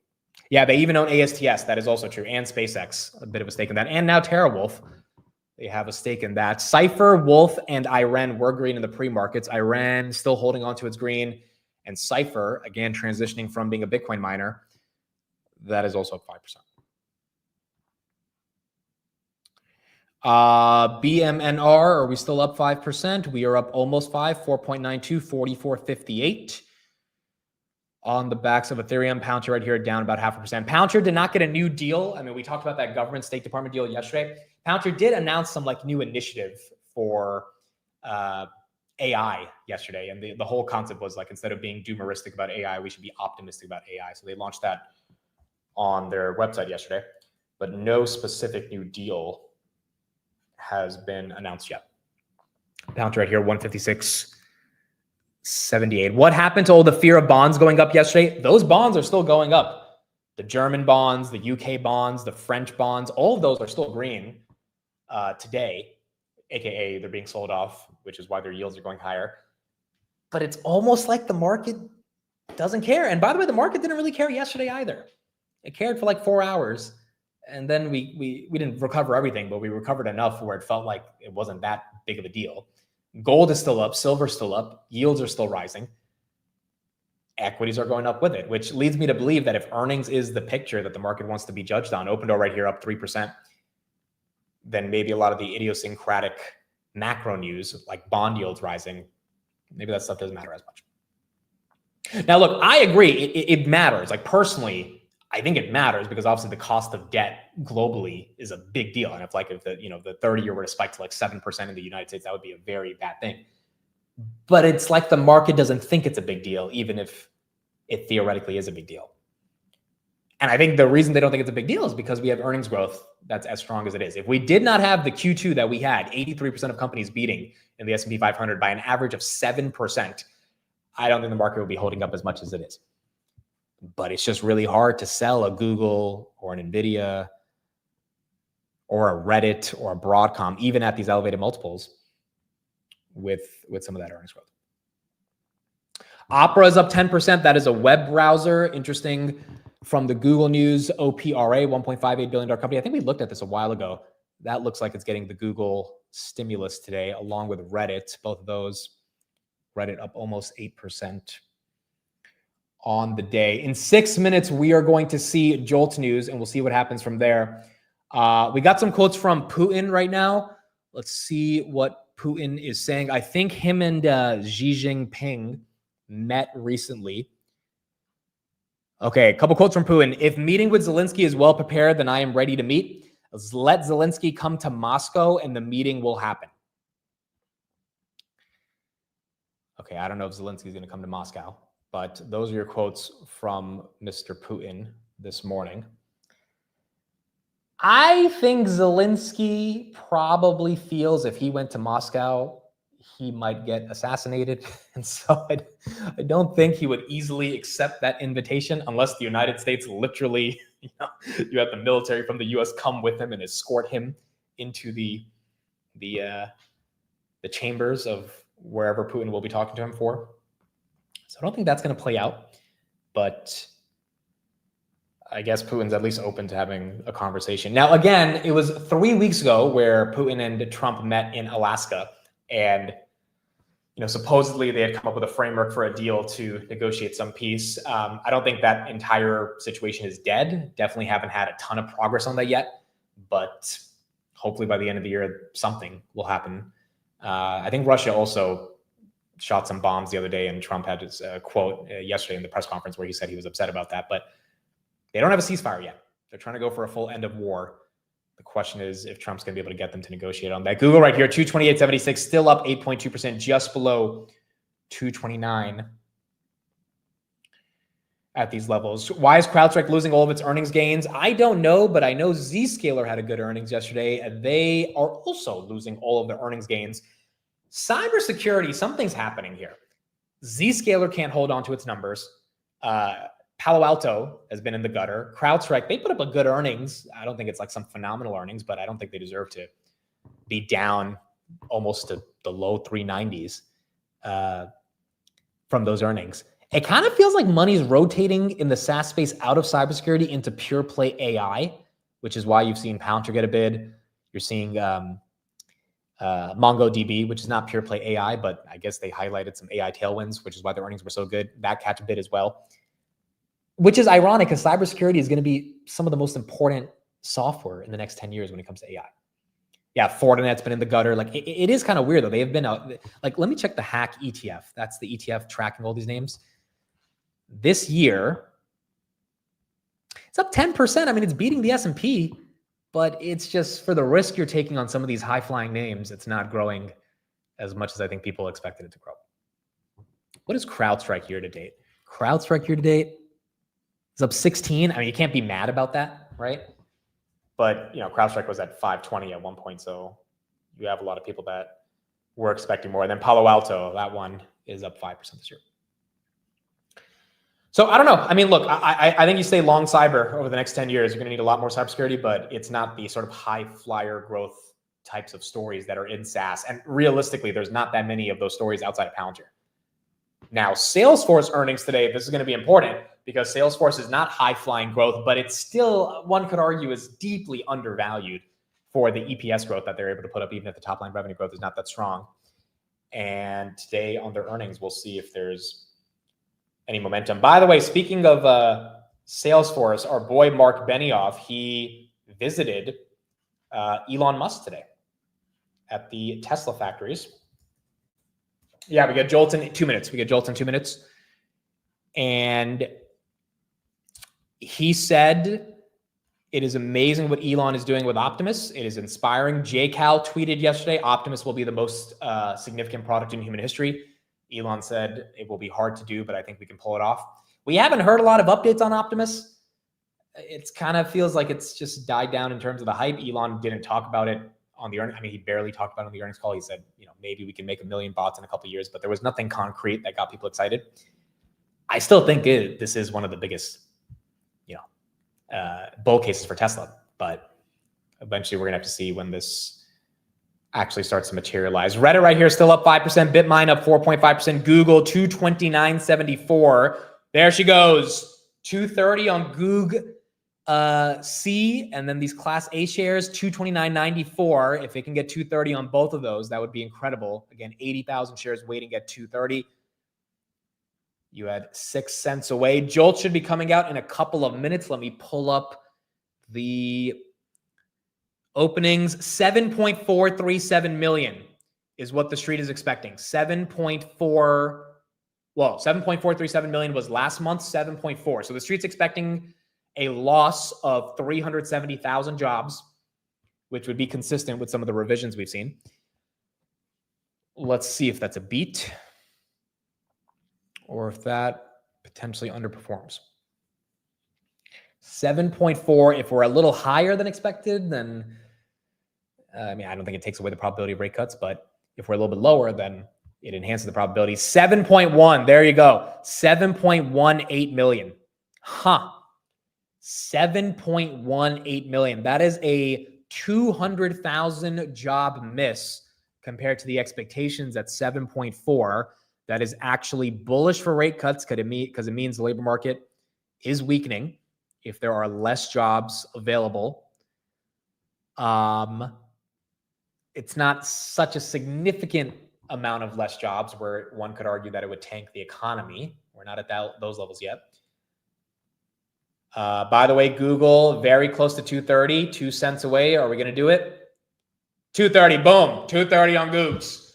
Officially 230 on Class C and Class A shares, up 9% on the day. That is a $110 billion market cap move. The JOLTS data is not affecting Google. Bitmine above 45, that's up 6.3%. Looks like JOLTS data was bullish for Ethereum. And the S&P holding on to its green, not really going red, not really going massively up, but also not going red. And at the same time, I am getting a phone call. Let's answer this call. Good morning. I'm live on the Market Open today. 230 on Google. Bye. This freaking guy. He's probably watching. He's probably watching when he saw that. There you go. That's Steve. He's obviously happy. Steve's been a big bull on the Googs. 230.26.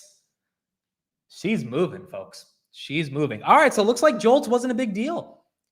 Looks like JOLTS was not the biggest deal. Let's get a little bit more coverage on it, but market seems to think, all right, rate cuts are now likely going to continue if the labor market continues to weaken a little bit. Lower on the curve, and that is primarily because job openings and labor turnover, known as JOLTS, comes in on the light side, expecting a number close to 7.4 million. This is a July read, comes in 7,181,000. That would be the smallest job openings number going all the way back to Dece of 2020. Now, if we look at factory orders for July, comes in exactly as expected at minus 1.3, which is actually the strongest number since it was positive in May at over 8%. There is a revision in the rearview. No revisions yet. Factory orders ex trans up 0.6, also exactly as expected. Now, when we get to durable goods, these are final reads. We had mid-month reads. So minus 0.6,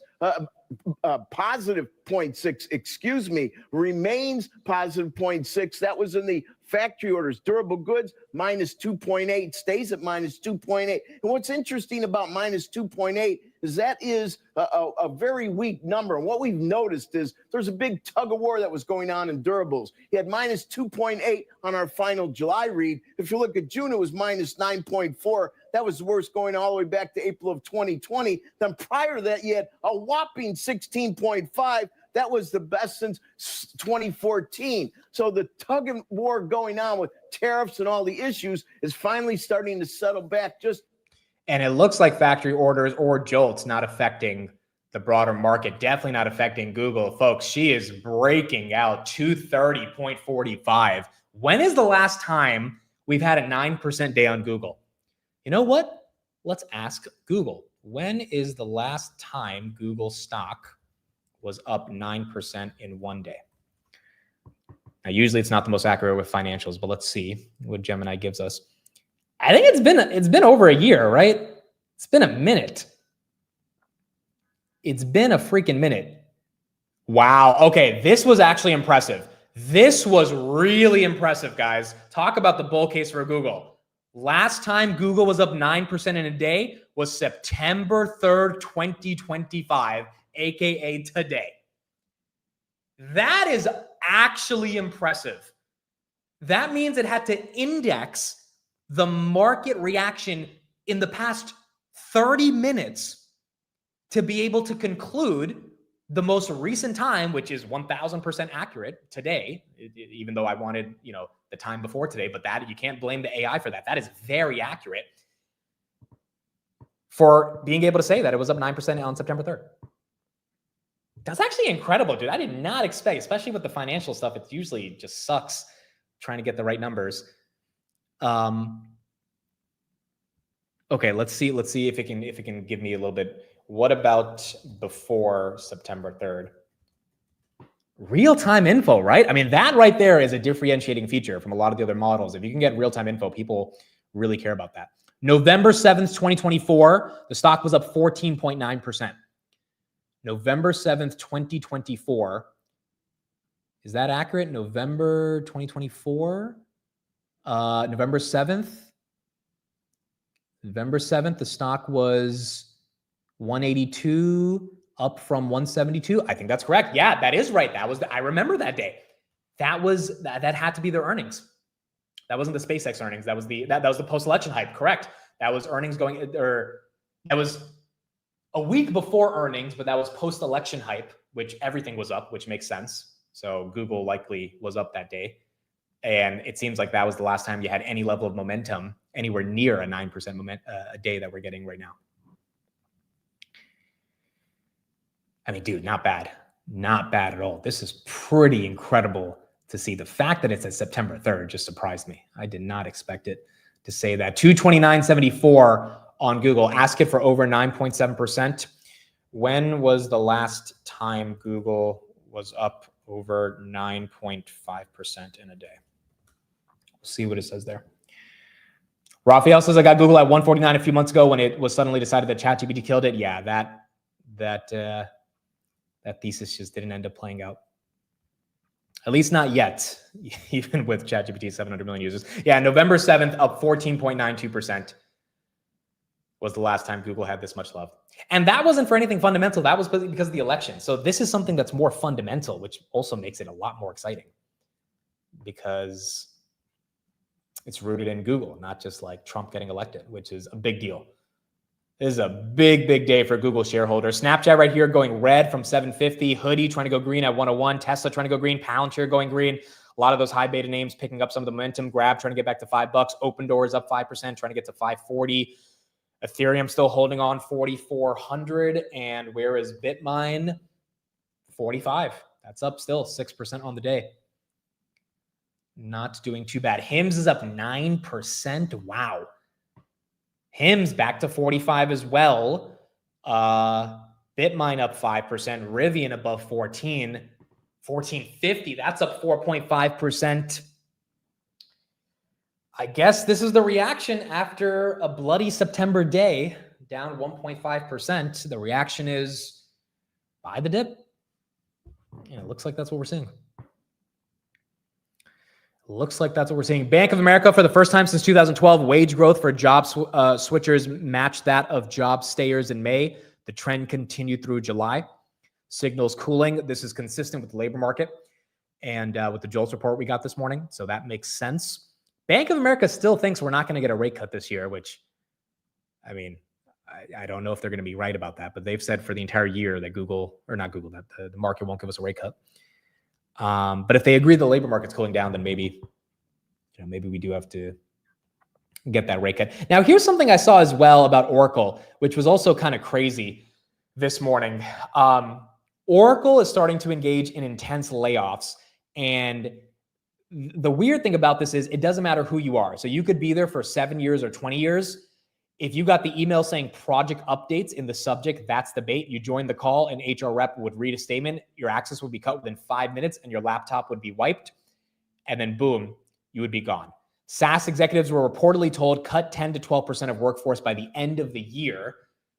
Oracle in particular, which does have a decent amount of employees, based on what people are saying on LinkedIn, are starting to say that they're engaging in mass layoffs. Now, why am I bringing this up? Well, the important thing to recognize about this is that we've been talking about AI layoffs for a while. Oracle, one of those companies that I think wants to make sure they can continue their margin enhancement, one of the easiest ways is to get rid of a lot of middle management that is just not needed.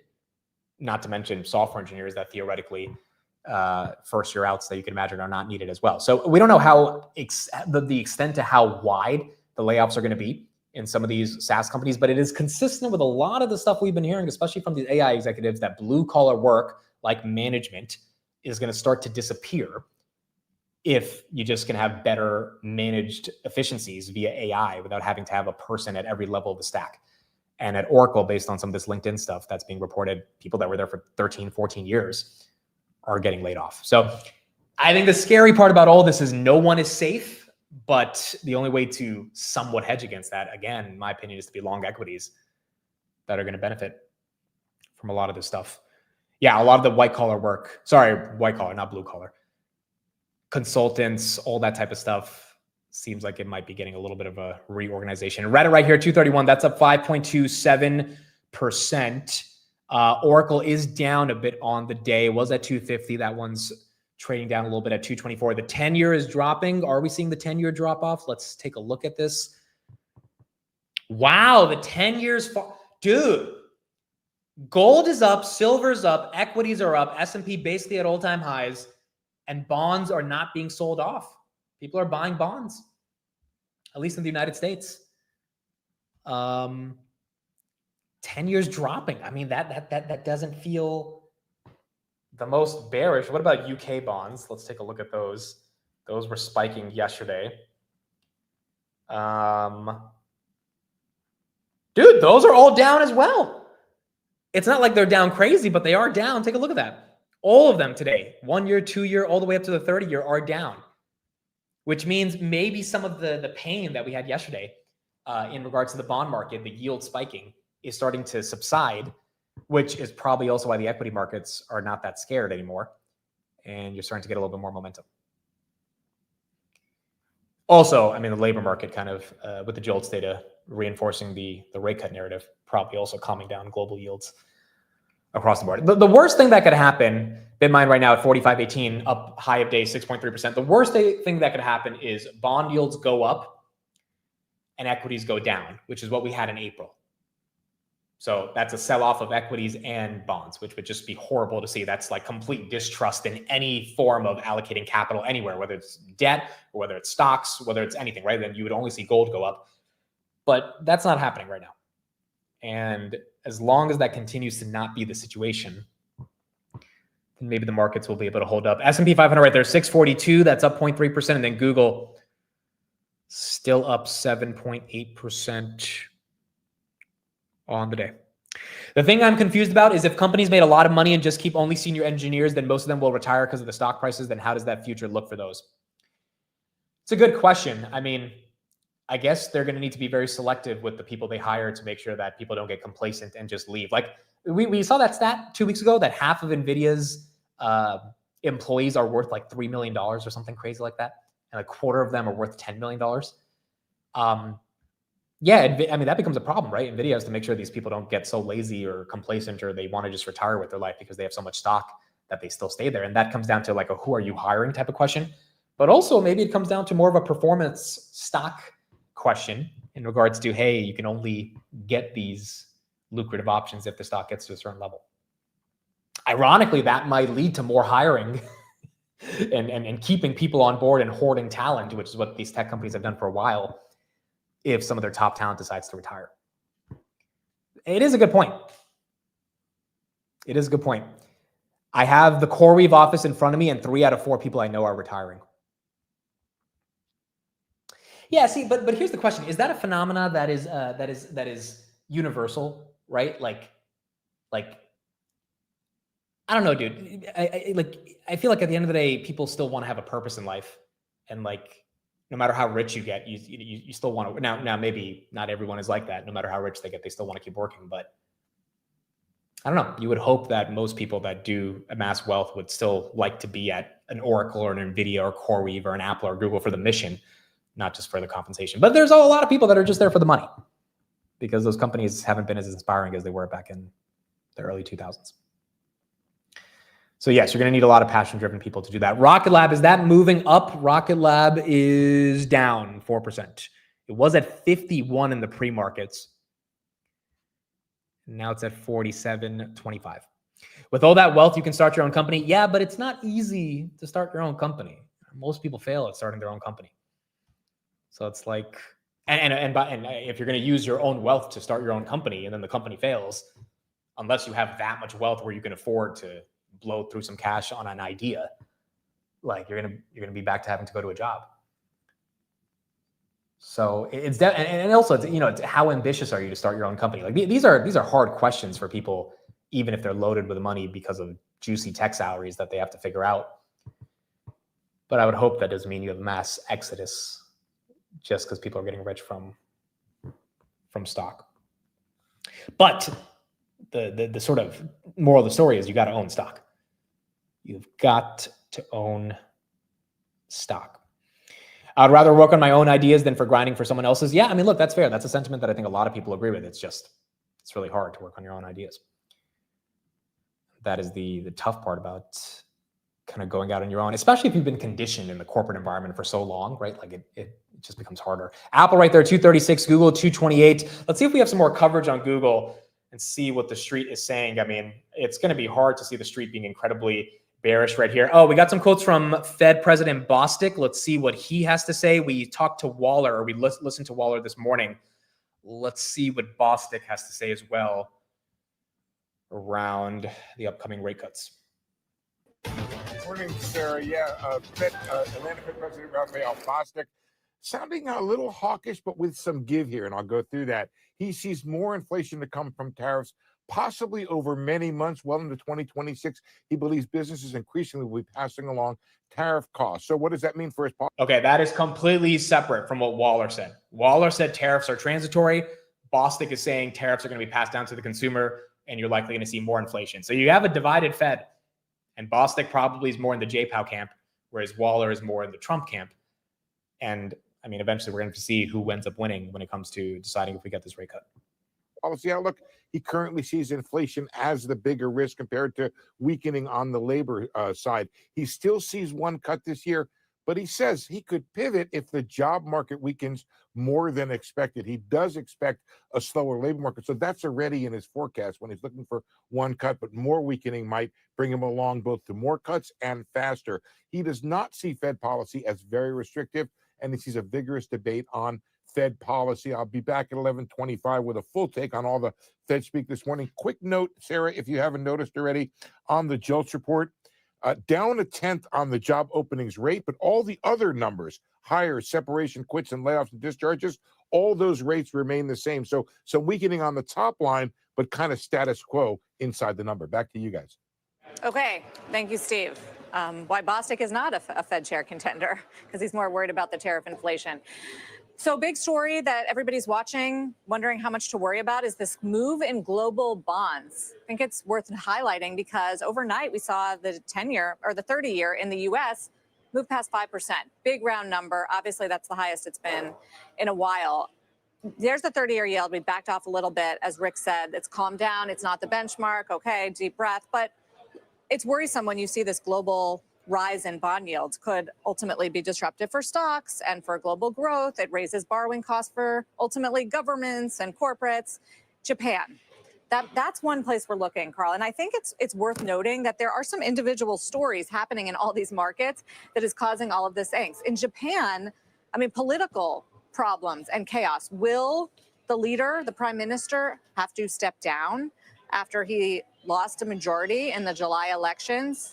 And there's serious questions about what the fiscal outlook looks like there. We know it's one of the most indebted countries in the world. So individual fiscal and political problems moving bond yields around the world. That's just the Japan story. There's a story in France as well, where there's also there's a prime minister's no confidence vote coming up on September 8th, which it looks like he's set to lose. The opposition party's united against him, and he wants to push an austerity budget. So the question is, as these politicians face problems, crises of their own making in many parts, will the fiscal outlook deteriorate? You know, we were just starting to see some progress there, and that's why I think we're seeing this global bond yield move. I know you like to watch Ben Emmons of Fed Watch. He's got a chart out today looking at our own 30-year, which he says, if you look at the sort of the technical wedge, we've already broken out of the trend that started really in since the election of 24 is where he's going back to. But he does argue that the upside now, if you were to have a sustained rise above 5, you'd be looking at a target of 6 to 6.5, which would not be constructive. No. Yeah, 6% would be horrendous for the market. Not sure if we end up seeing that, but I mean, look, on a day like today where bond yields are coming down, which means people are buying bonds and equities are going up, it's nice to see. You're getting money getting allocated into debt and to stocks, which is like not what people probably expected yesterday when we had that 1.5% decline. Bitmine right here, high of days, 45.40. That's up 7%. S&P 642, Google 227. Where is Palantir? Are we moving on Palantir? Palantir green, 159.40, trying to get back to 160. And Hoodie is also green with it, 101.56. Again, it's, we really do have to see. It's going to be a long September, but resiliency really does feel like the word of this market to characterize this market. And I know we have a long 4 months left, but Google and Apple gapping up definitely is not bearish, and it really helps the overall bull thesis. Apple right there at 237. Now green on the day. HIMS right there also up 9%, and then Bitmine trying to get to 46.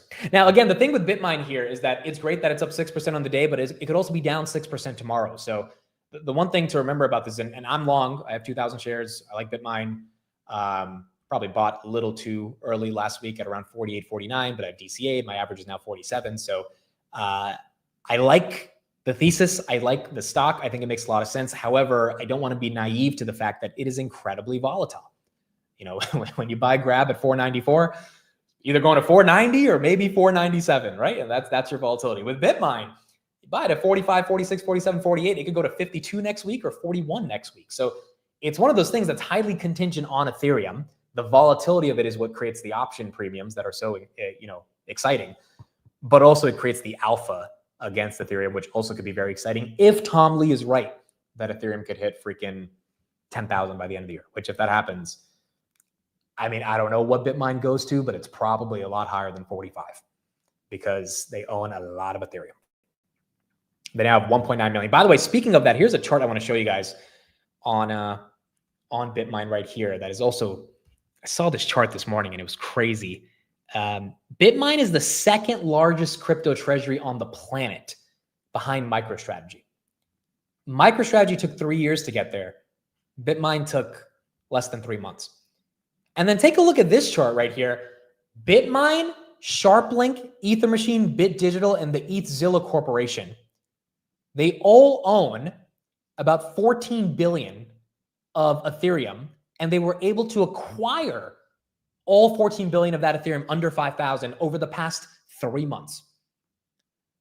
I mean, dude, this is just crazy. Like the level of institutional interest that's getting into these funds, and that's obviously leading to the funds being able to buy as much Ethereum as possible.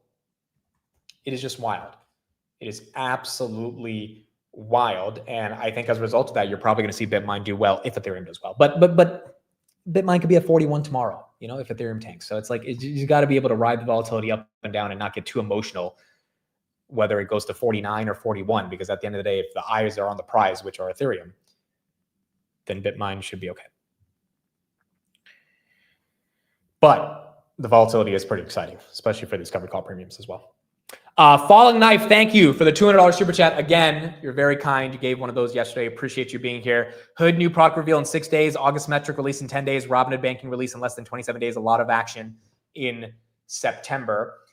Falling Knife, I believe you tweeted something yesterday about Hoodie. Again, thank you for the $200 super chat. Yeah, this got a little bit of attention on Twitter last night. So this person right here by the name of Falling Knife, how much did they buy? 1,000, 2,400, 4,900, 5,900, basically 16,000 shares of Hood they bought yesterday. So they're pretty bullish. So yeah, this post went a little viral on Twitter last night, but yeah, dude, I mean, look, I don't hate it. Could I see Hood going back to the low 90s? Sure. Does it deserve to be there based on their earnings? No. And based on the state of the market? No, not in my opinion. Not based on the August that they had. And if September is anywhere near even half of August volumes, I think it's going to be really good. So I think we're going to get some good momentum on Hood. But for now, it's stuck. And I kind of think it's stuck by just like the broader market makers not really wanting this thing. I mean, this thing was at 115 to 120 for 3 weeks, and then it tanks down to 100, even though the S&P is basically at all-time highs. Like, to me, market's waiting on a different catalyst, whether that's banking, whether that's the active trader event, whether that's earnings, whether that's S&P. And if we see that, I think Hood ends up pretty strong by the end of the year. Palantir, by the way, back to 160. Back to 160 on Palantir. Citron Research has not tweeted in 3 weeks. Let me check their Twitter to confirm.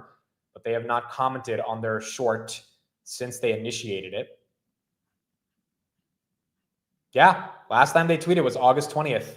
It was that Databricks picture they tweeted with Palantir, and then they tweeted something else after that, but they deleted that tweet. So I don't know if they're going to double down on that, but they're probably still short. I just don't know if the short is necessarily going to work out as easily as they thought. Just bought back my covered calls on Hood for a 70% gain. The premium I collected is the same that I spent on the shares originally. They are now free. It's crazy. Yeah, dude. I mean, this is why people like covered calls. Like, if you had covered calls on Hood at like 110, 115, all of July and August, you probably felt you were underwater. But if they expired in September, boom, Hood goes down 10% and your covered calls become out of the money, which means you get to buy them back for a profit. And it serves as a pseudo hedge, right? This is, you know, it doesn't work all the time, but this is why I think people are attracted to the methodology behind it. Oscar, by the way, 5.3%. That one getting some love, 1730. Let's see if Lemonade's also following. Lemonade's up a little bit. UNH, how's that one doing today? UNH at 304. That's actually down 1.2%. But Oscar getting some green, up about 5.5. Not bad. Not bad. Amidst preying on the downfall of Citron. Look, I don't want the guy to go out of business. I mean, I don't have any vendetta against him or anything. Like, same thing with Open Door, right? Like, I don't want Open Door to go out of business. There's no malice in my heart if I disagree with the opinion of a firm or an institution or a group of investors that go long or short a name. I just want to know if it makes sense. And the short Palantir to 40 does not make sense to me. Just like open to 82 does not make a lot of sense to me. So it is what it is. It's a market. I could be wrong about maybe Palantir goes to 40, maybe open goes to 82, and it is like it's the market, right? Someone's going to be right, someone's going to be wrong, but it is going to be interesting to see how this all ends up playing out, especially in the context of Citron being so publicly short. Now, speaking of people being wrong, even the greatest investors are wrong sometimes, and unfortunately, Berkshire Hathaway has admitted they got Kraft Heinz deeply wrong. Buffett actually gave some quotes to CNBC yesterday talking about what went on with Berkshire and some of the mistakes that they made. And he was pretty candid about it. And he was also not happy about the fact that Kraft and Heinz are now going to split up from their merger. Heinz, it owns 27.5% of that company. Well, if you're wondering what Buffett and Berkshire are thinking about this, here's the answer in one word: disappointed. Warren Buffett tells me that they were disappointed with them coming up with this idea, and then disappointed on top of that shareholders will not be getting a vote when it comes to what's going to be happening with this. He says that they will proceed to do from this point whatever they think is in the best interest for Berkshire on this. He said, if we are approached about selling our shares, we wouldn't accept a block bid unless the same offer is made to other shareholders. In other words, they're not going to sell a block bid in a deal price that they can get that the rest of the shareholders won't. If they haven't decided what they're going to be doing, but if there's a buyer who comes forward, it would have to be someone who was buying the entire company. Now, he did tell me, but Warren Buffett told me that Kraft Heinz spoke with Greg Abel about a week ago and said they'd been working on this a long time. Greg Abel told them that he'd be disappointed if they went ahead with this. And sure enough, a few days ago, word came back that they were going to go ahead with it anyway. Basically, they were informed about what the Kraft Heinz board had decided on all of this. I asked Warren Buffett why they didn't like this deal. He said, for starters, it should cost them about $300 million to implement this and additional overhead costs, and that it's going to take about a year to do so. So that's time that I guess in his view is wasted at that point. His words exactly to me were, it certainly didn't turn out to be a brilliant idea to put them together, but I don't think taking it apart will fix it.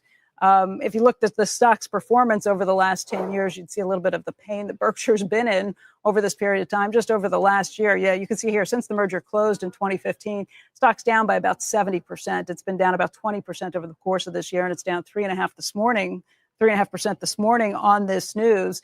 Now, this was a deal that Berkshire put together with 3G. At that point, they were very optimistic about what could be accomplished. They did squeeze out some of the overhead costs at that point. It looked like it was doing fairly well for a while, but it's been quite a while since that stock has had any sort of good performance on anything.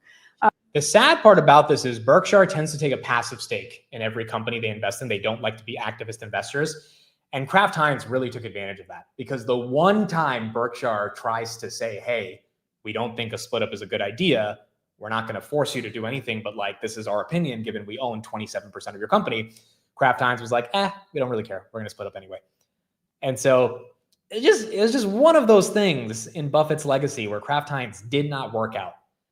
And the reason it didn't work out is because of a lot of management issues, a lot of merger issues, but also the company's brands were not able to innovate and thrive. They definitely survived, but they were not able to thrive in terms of leading to more shareholder returns in a new age where consumers are a lot more picky about the types of brands that they want. So just wasn't the best pick for Berkshire. And I'm curious now if they sell off their stock. I mean, they own $8 billion worth of this company. If they sell it off, that would be quite surprising given they've stuck with it for the past 20 years. Maybe you just continue sticking with it, but maybe this means they get capital allocated somewhere else. Palantir, 5 cents away from 161.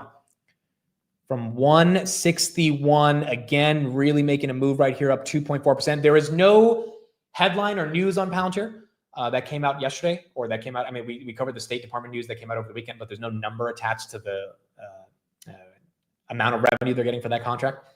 So I think this is more so just Palantir recovering over the past couple of days. Same thing with Hoodie, not as big of a recovery, but back to 102, down from 97 yesterday. Bitmine, 45.45, new high of day, 7% up for Bitmine. S&P, 643, there you go. Finally cracked 643. It was stuck at 642.80 for the longest today, 10:30 a.m. We're cracking 643. 649 is that all-time high. And then where is Google? Google is still at 228. Not slowing down. I do not have leaps on BMNR. I do not have leaps. I have 2,000 shares, but I do not have leaps. I think leaps are a little risky unless you really think Ethereum is going to do well. I'd rather just buy the shares because the volatility on the shares in and of itself is going to be, at least for me, enough to handle versus the volatility of options. But if you think Ethereum is going to like 10,000 next year, then yeah, I mean, leaps are not the craziest option, but you just got to be right on that. And I'd rather own shares. And even if I'm wrong, at least I get to own the shares. Ethereum right here, 44.50. That's up 2.7%. All on the day. Why is Rocket Lab dumping? Honestly, I don't know, but also why was Rocket Lab pumping, right? Rocket Lab got to 51 in the pre-markets. I don't think there was a specific reason why. So back down to 47, not that crazy. Again, Rocket Lab still, it's up 3x from the lows in April. So a lot of these stocks, if they close at these levels, as much as I think Hood should be at 120, cannot complain if it closes at 100 this year. Cannot complain if Rocket Lab closes at 45. These names have just done incredibly well from their lows. And the lows is when most people bought them, at least in the context of retail. 171 on NVIDIA. That one's slightly going green. Where's AMD? Is that following? AMD 163 up a little bit with NVIDIA. Yes, my average is 47 on BMNR, and I am selling covered calls. I would be a little safe with it, right? 0.2, 0.25 deltas. If you want to be a little bit more aggressive, 0.3 if you don't care. So, I mean, $50 covered calls, $49 covered calls. I don't think those are too crazy. Again, if you don't care if the shares get called away, then 45, 46. If you get $3 a premium, then you're basically selling at 49. But I do think the upside on BMNR outside of the covered calls is very attractive to me. Like besides the covered call premium, which I love, I do think if Ethereum makes a move, this thing should be closer to 70, $80 by the end of the year if Ethereum makes its move. It's got to make its move. But if you believe that's going to happen as rates come down and as more of Wall Street gets onto Ethereum, then I think Bitmine should be an attractive opportunity by the end of the year. But it could also, be flat. Now, I don't think it's going to tank because I don't think it falls below its NAV unless Ethereum tanks. But 41, 42 is kind of your base that hopefully it is able to stay at those levels. Okay, ABTC, did that go live officially? ABTC, this is the Trump new crypto SPAC. Wow, it's up 91%. 1320. It is still called Gryphon Digital Mining, so it's still called its SPAC name, but the ticker symbol is ABTC. This is the Bitcoin miner that is the Trump brother endorsed or Trump sons endorsed vehicle. They own about 4,000 Bitcoin, so they have a little bit of a Bitcoin treasury as well. And maybe they buy Ethereum as well. Who knows? But that one's halted. That's up 90% of the day. And that one is officially halted. AppLovin trying to go for 500, 497. Again, AppLovin, Reddit, Palantir, Hood, Coinbase, all of those names are in that high beta bucket. And Hoodie, green candle, 102.35. They're not slowing down. Palantir, 161. There you go. HIMS, 45. Bitmine, 45.30. S&P now at least making its way above 643. Iren slightly down on the day, but that was green. Google still holding on to 229. Qs are up almost 1%. Uber's up 1.3. Lyft's still up 5. Gold and silver not slowing down either. Only one that's super high beta that's down is Rocket Lab. And UNH obviously getting hit from some of the high beta going up, so maybe value selling off. But Palantir right here at 161, and the S&P at 643.15 on the day. 10:30 slowdown didn't seem to happen today. Maybe it extends until 11. But this is not a horrible rebound from yesterday. Marvell's still down 2%. Dude, this one's just been this one's just been bad. This one's just been bad. Again, Jose and Jason both talked about this one just not having the momentum, but the AI growth is not there yet. And if it's not there, and again, this is healthy. As much as it sucks that Marvell is down, it is healthy that an AI semiconductor name is not rallying for the sake of rallying if they can't put up the earnings, which is why it's so surprising to me every time the bears are like, these stocks are just going up for no reason. It's like, no. The stocks that like an SMCI, if you can't put up the numbers of the growth, your stock is not going up. It is just that simple. It is very hard to get a stock to move in this market unless you actually have some level of growth that the market can be excited about. And Marvell and SMCI, I think, are perfect examples. ABTC, that one has now unhalted. It's up 80% down from 14, 1250. That one getting a red candle. Now it's up 76%. All right, so you got a lot of people that are selling it right there. Let's see if any buyers step in. Now it's up 72%, down from 90%. So it just lost 20% in about 5 seconds.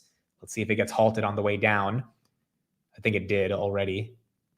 Yeah, I think it, no, it's back. Okay, it was halted for a second. Now it's back, 1182, 1163. Now it's up 68%. It's a loss of 24% in about 10 seconds.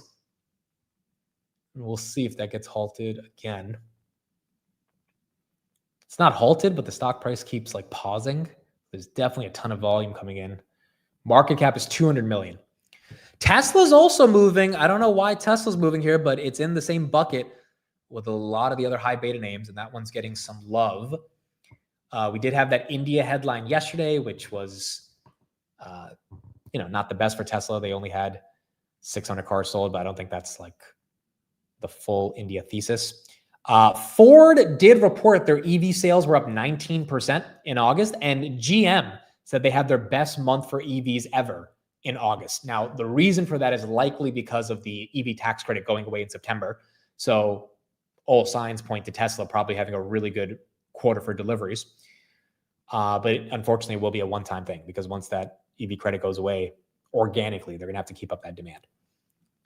Which, again, doesn't matter that much because the story is not auto sales. But if the earnings are not there, then the story is going to definitely focus a lot more on auto sales. Tesla 338.50, that's up 2.8%. AMD, that's up now 0.5%. Open Door still up 3%. And Ethereum 44.55 along with Apple at 237.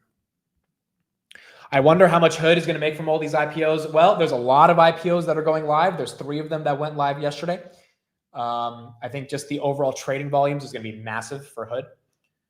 So that should be important. But I think in general, dude, like, look, I know Hood has a multiple, but I think that multiple deserves to be expanded based on Q3. And August and July alone is making me think that Q3 is going to be very strong. Okay, I do have some Tesla updates right here that could be the reason why it's running. South Korea deliveries all-time high in August, 7,974. And the Model Y was the best-selling imported car with 6,683 units. I think the Model YL in China also had some numbers come out, and that one was pretty good. Yeah, wow, look at this. Model YL, 120,000 orders have been received. 10,000 orders placed every day. Holy crap, there you go. That's your freaking headline on Tesla. I'm just seeing that right now, That came out at 10:23. Okay, so we're 15 minutes late on this news, but that's probably why Tesla's catching a bid based on that Model YL in China being exceptional. I was just there and I saw a lot of Teslas. What, in South Korea or in China? Because if it's in South Korea, then you're starting to see a little bit of a ramp up there. But in China, goodness gracious, 120,000 orders. I guess the Chinese wanted a longer Model Y, and they got it. Google still just below 229, 228.94. Trying to get back to that 230. Is anyone going to the Hood Summit next week? I'll be there. Put in the chat if you're going to the Hood Summit. I will be there as well. Also, some breaking news for everybody.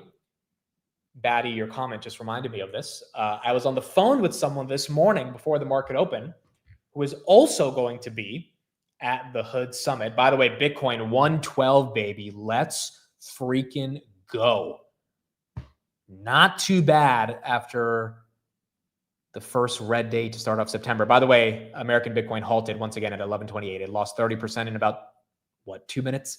And it is halted to the downside. I was on the phone with Jay Cush. I've not called Jay Cush yet. I don't think I should just randomly call him. Maybe one day. But what if we call him on stream one day? That'd be funny. Our boy Chris Patel is going to be there. So Chris Patel, he's still in Iceland. I was talking to him this morning, and Robinhood ended up reaching out and said, "Hey, do you want to come to the Hood Summit?" And he called me up. He was like, "Why is Robin? I don't even own Robinhood. Why are they asking me?" And I was like, "Chris, Vlad is a competitive mother effer." And he was like, "Okay." And I was like, "Do you know what you did on August 28th, the day before they sent you that email?" He was like, "What'd I do?" I was like, "You tweeted you are long Weeble." And Vlad probably saw that tweet and he was like, "Get this mother effer an invite because we are going to convert him to the Hood bandwagon." I don't know if this happened, but I genuinely think their marketing team saw Chris tweet about being long Weeble and they're like, no. We got to stop this shit. We got to stop this shit ASAP. And so I think that's why they invited Chris. So Chris will be there. He just booked his ticket today. It's going to be super fun. So for all of you guys who have never met Chris, if you're there in Vegas, you'll be able to see him. And we're going to have to get Chris to buy some shares after the event or before the event. We got to get him to buy 1,000 shares for us and be part of the Hood family. But yeah, Chris will be there. I'll be there. A couple of you guys in the chat will be there. Batty said she'll be there. It'll be super fun. It'll be like a little bit of a mini Vegas Hood meetup, not like an official meetup, but whoever's there, there's like a good 20, 30 of us there, then we'll be able to meet up. BMNR 46, are we there? BMNR 46, there she is. Wow, 8.35% on the day. Not too bad. Oh, Tanner, Roy. I'll be in an Airbnb with Tanner and Roy. They'll be there as well. So it'll be cool. It'll be fun. So whoever's there, you'll be able to meet everybody. Tesla right there, 340. App Lovin, 498. Bitmine, I don't know. Maybe she's going for 47 today, 4605. That's likely off the backs of Ethereum trying to go for 4,500. Ethereum basically at the highs of days as well. And Bitcoin, 112.4. That should be helping MicroStrategy. MSTR is at 343. SBET, is that moving 17? That's up a little bit. It just doesn't have the same volatility that Bitmine has. And the problem with SBET now, and I'm just being objective here, I'm not even hating on SBET. The problem with SBET is I think they're at NAV or slightly below NAV. Correct me if I'm wrong. I think they're like kind of below NAV or very close to their NAV. What did Tom Lee say on my channel last week? If you dilute at NAV or below NAV, you can't get the Ethereum you're buying to be value accretive because you need to have a premium to your NAV so that your ETH per share goes up. If you're diluting below your NAV, you're offering too many shares below the fair market value of your Ethereum, which means then when you buy more Ethereum, it's not as accretive, or at least the velocity of that accretion is not as exciting. So that's not good. That's not good for SBET. And although they have 800,000 Ethereum and Bitmine has about 1.9 million, when Tom Lee talks about the ability to raise capital and then the ability to communicate your message to the masses, which I think this morning on YouTube, another video popped up of Tom Lee doing another 45-minute podcast. Like, it's just random podcasts in the crypto sphere that he goes on every other day to talk about his thesis. Like, you need someone to be the ambassador of your vision. And that ironically also allows you to raise a lot more money. And I think that's what Bitmine has going for it. Pouncer right here, 160.90. It was at 161.40. So down a little bit from the highs of the day, but still pretty green, which is not too bad. And then Google still just below 229. Yes, they can do buybacks, but remember, if they do buybacks, they don't have money to buy Ethereum, right? They would. I'm sure the ETH treasuries would rather use their money to buy Ethereum versus buy back their stock. The buyback is there in case the stock falls, but then you have to ask yourself the question: why is the stock falling below the NAV? Right? Like, if the NAV is at 40, randomly, let's just say BMNR, the NAV's at 40. I think the NAV's higher than that, but let's say the NAV's at 40. Why should Bitmine go to 37? It means there's a lack of belief that people have in Bitmine, or Ethereum is tanking. Well, Ethereum's not tanking. And if there's not a lack of belief in Bitmine, which is why it's trading above its NAV, then it gets a premium. With SBET, I think people don't believe in SBET. I mean, like, how else would you characterize why it's trading below its NAV? It's not like Ethereum's price is not cooperating, and Ethereum's not going to the moon, but it's definitely not, anywhere near the 3,600 when they first started buying it. So it comes down to money just rotating out of one treasury to another. And I think that's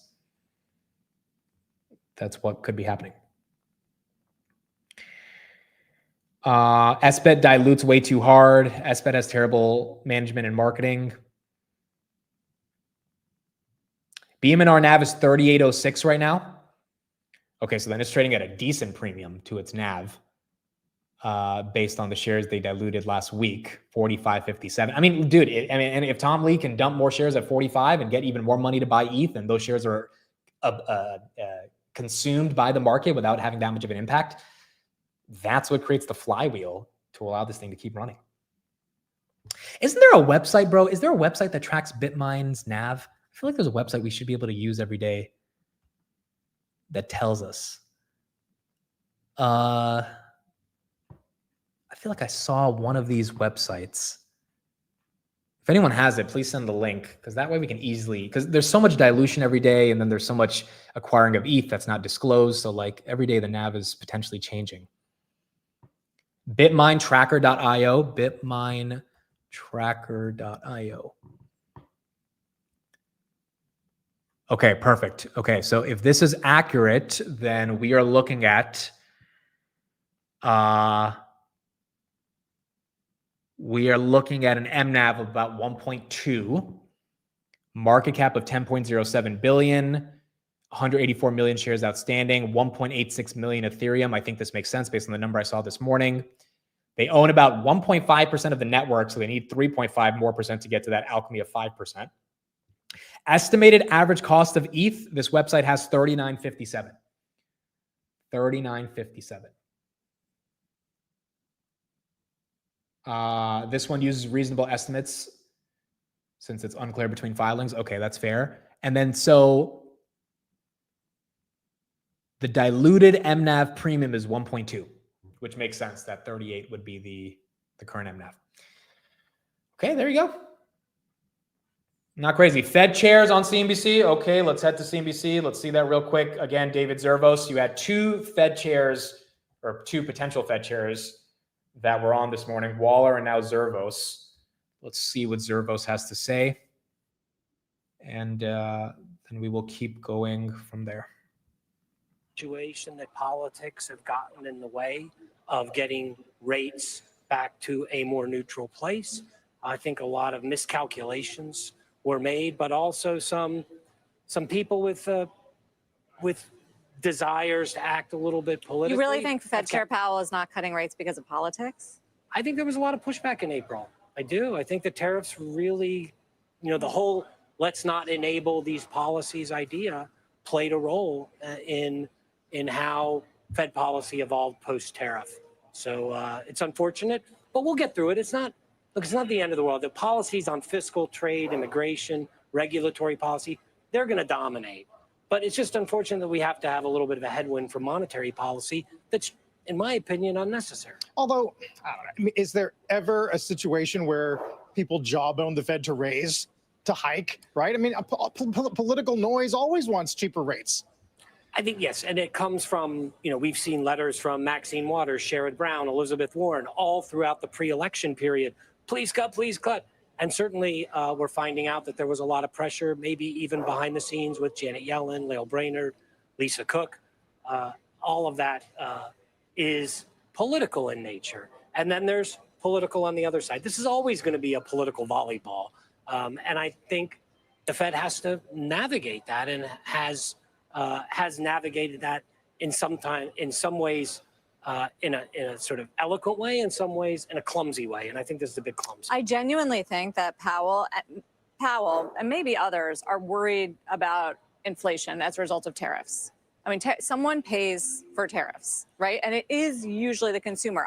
I have been saying every single day, it's great that we're not seeing big spikes in consumer price index. However, the risk is there with tariffs out there, no? It's always a risk. I mean, what are you doing when you're running monetary policy? You're risk managing a situation. You're trading off these inflation and employment goals. You're taking some risk with inflation to get more jobs or vice versa. So I think the leaning on the risk side has political biases. That's all. But it's natural. I mean, look, when someone goes in and gets a job at the Supreme Court and becomes a justice, do you say, oh, they're immediately independent? They're somehow not going to hold true to their political and their principles that they believe in? I mean, there's clearly, a lot of different beliefs on that Supreme Court today, and they don't just leave them at the door when they go in to hear cases. So I don't think we would expect that at the Fed. That's why it's always so surprising to me when we hear these, constant discussions of elevated independence at the Fed, when we know people bring their biases to the table, and they should bring their views, their economic views, their political views. They should bring everything to do the job the best they can, which is to maximize employment and keep prices stable over the long run, and not bring in a lot of these other goals that have creeped in, like inclusion and other stuff that it does sound though like you see value in disparate points of view. Is there danger in sort of packing the committee? Well, I don't really worry about that at this stage because the committee's kind of been pushed probably more toward the left side over recent years. So balancing it out seems like a healthy story. But I would say in government, it's always better to have a balanced view. I love the idea of having a debate with people with opposing views. I do that every day at Jefferies. That's my job. As I go and sit with clients, I'm going to do that all afternoon with some very big clients and debate the macro view. And we have differences of opinion. I think, again, not to bring up your interview with Joe Livorni again, which I thought was great. He said it again when you asked him about what he'd like to see at the Fed, which is more open discussion. And I think we've lost a little bit of that. There's a lot of groupthink. It's nice to see Mickey Bowman and Chris Waller dissenting. Yeah. It's nice to see that there's others that are likely to come on that have a different view than that Keynesian. I think Joe actually used the DSGE words, dynamic, stochastic, general equilibrium, whatever, blah, blah, blah. It's nice to see different neoclassical views or supply side views, as I like to call them, come into play. That'll be fun. Just one more. This, folks, could be our next Fed chair.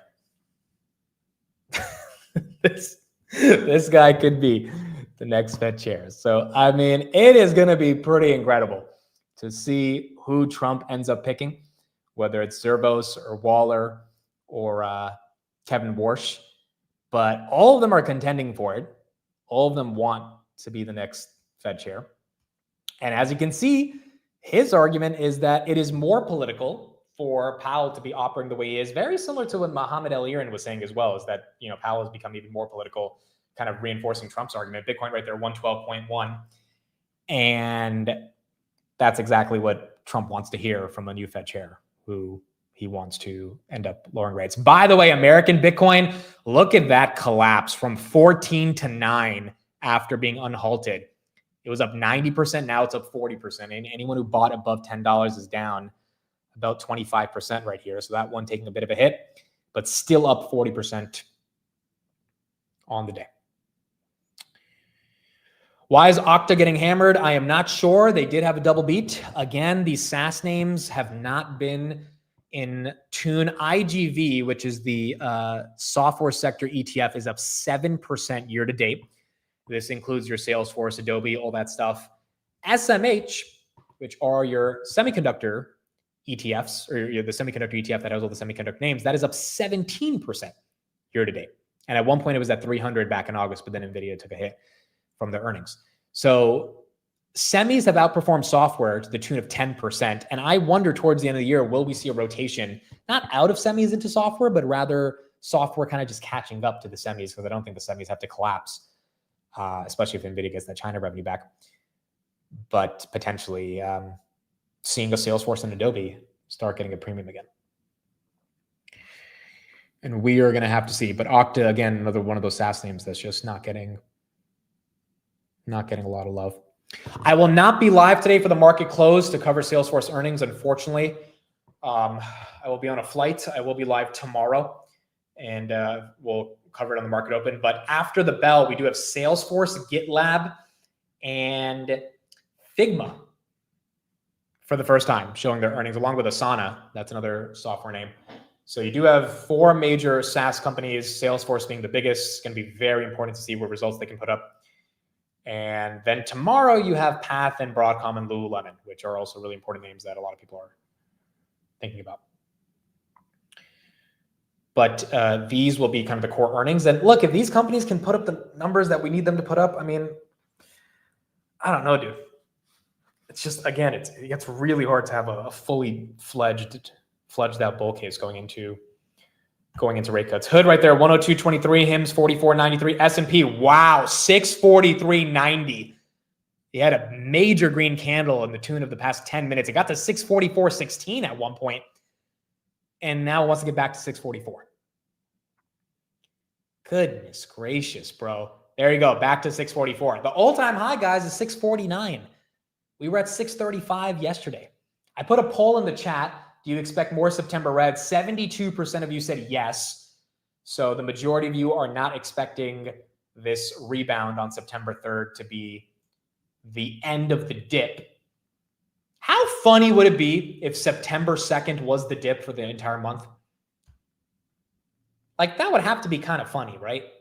If September 2nd, like, it feels so comical that I don't even want to assume that one day, realistically, 10 minutes of that one day was the dip for the most bearish month of the year. I don't want to say that. I feel like that's too cocky, too arrogant. But if it was, it would be hilarious. Like, it would be unbelievably hilarious that the market is resilient enough to have a 10-minute dip in the month of September as the worst of the pain. And the funny thing now is that when you have this type of resiliency in the market, when you have this much recovery from the downsides, the perfect example is Google, you get new buyers. Now that Google's up to 227, people are like, okay, Google's not dead anymore. I can buy in, even if I'm buying at a higher price. And if Google were to go down to 215, they're going to have a lot of people saying, why does Google deserve to be at 215? I'm buying. And so the broader market, if it takes a little bit of a haircut, yes, there's going to be some psychology of the general masses being afraid, like there always is. But there's also going to be a lot of smart money that says, wait a second, nothing's changed. This is just some random dip. I'm going to take advantage of it. And it ends up making the market a bit more resilient. Tesla, by the way, look at that, 341. That's up 3.5% of the day. So it looks like Tesla is catching a bid along with the broader S&P 500 as well. Not too bad. Not too bad at all. For those complaining about some of the echo, I am sorry about that. I am going to fix it up by this weekend. We're gonna get some rugs and some audio foams in the studio. I didn't know the echo would be that big of a deal based on what I tested over the weekend, but even I can, like, while I'm talking, I can hear myself a little bit too much as well. So yeah, I appreciate people putting up with it, but by Monday, we should have most of that fixed and shouldn't have any more echo. Bitmine right here, 45.90, 46.11 was the high of the day. Tesla 341, Bitcoin 112. And then you got AMD right here at 163. Let's finish up with Zervos, and then I think we'll be pretty much done for the day. more on your call to lower interest rates by a lot. You know, the stock market's at a record high. Yeah. Credit spreads are very tight. Almost at records. Yeah. Almost record tight. These are very easy financial conditions, which would not usually mean time to cut rates. Well, there are other parts of financial conditions, currency markets, dollar's still pretty strong, although it's weakened a It's bit. down 10% this year. Yeah, but it's still very strong. I mean, you know, 1.16 euro is still strong by most standards, and the DXY is at. There are plenty of other things that come into play with financial conditions, but that's not the only reason, Sarah. We've had a major disinflationary period that has come into play since the peaks of 2022. And there's no reason for us to tie our hands behind our back, or one hand behind our back, and not let this economy grow even faster. As I think you said earlier in a segment, the Secretary of the Treasury talked about having 4 or 5% growth if we can get this trade policy sorted out. Why should we handicap it because of some phantom fears of inflation that have really not materialized? And it was nice to see Jay make a pivot in the Jackson Hole speech. I thought that was helpful, but it is a little too late, I think, from the perspective of getting monetary policy on board with the rest of the policies that are out there. We could have much more strength and a much more robust year end and 2026 if monetary policy got out of the way a little bit. Have you made sure to not declare primary residence on 2 different houses that you own? Have you checked? I have checked all of my. It's been a long time since I had a mortgage in Connecticut. I still have my mortgage in Florida, which is where my residence is, because I like the tax deduction there. But I moved my residence to Florida way back about 10 years ago. But I come here to visit you guys. Yes, you did. We are very grateful. David, thank you very much for taking all the questions. David Zervos. Dude, if that guy becomes the Fed chair, I mean, look, regardless of if it's him or Waller or whoever else Trump picks, these rates are coming down, bro. These rates are coming down. Now, here's the question. Let's end on this question, okay? Let's end on this question. Let's say we get the most bullish Fed chair you could imagine, and rates come down by like 200 bips, right? Like some really dramatic reduction in rates. I'll make a poll about this. Do people believe we will end up creating an asset bubble? Because this is what Evercore put out yesterday. They said, hey, if we actually get the rate cuts that Trump is promising along with the AI tailwind, we could see an asset bubble of epic proportions, to the point where Evercore said S&P could see 9,000 by the end of 2026, not really driven by fundamentals, but driven by the fact that there's nowhere else to put your money outside of equities. And crypto would probably, catch a bit off that as well. And that would lead to some massive momentum. So do you think we see an asset bubble if major rate cuts? And then the other part about this is, look, this is exactly what happened in 2021. And what was the byproduct of that asset bubble outside of a market top? Inflation. Now, you had 2 people that are trying to be the Fed chair, Waller and Zervos, come on CNBC today, say that inflation is transitory and that tariffs are not going to be that inflationary. But forget about tariffs. Like, let's say it has nothing to do with tariffs, because 2021 was not about tariffs. It was just about the fact that interest rates were so low that prices went up, right? Everything got inflated, and that led to not hyperinflation, but a lot of inflation, the worst in 40 years. Could we see a repeat of that in 2026 if we actually get rates to come down that dramatically? Now, it's not like rates are going to be zero like they were in 2021. So you're still going to have some hedge with 2% or 2.5% rates against any other asset you could put your money in. But if everything's growing way further above 2.5%, like I don't think Nvidia is slowing down to 1.2% growth next year, it still is going to be hard to leave your money in cash versus take some risk in the equity markets. I mean, there's that saying about wealthy people that you can live off 5%, live off 4%, right? If you have $10, $15 million, you can literally just live off that 4 or 5%. Well, you have to be able to generate that 4 to 5%.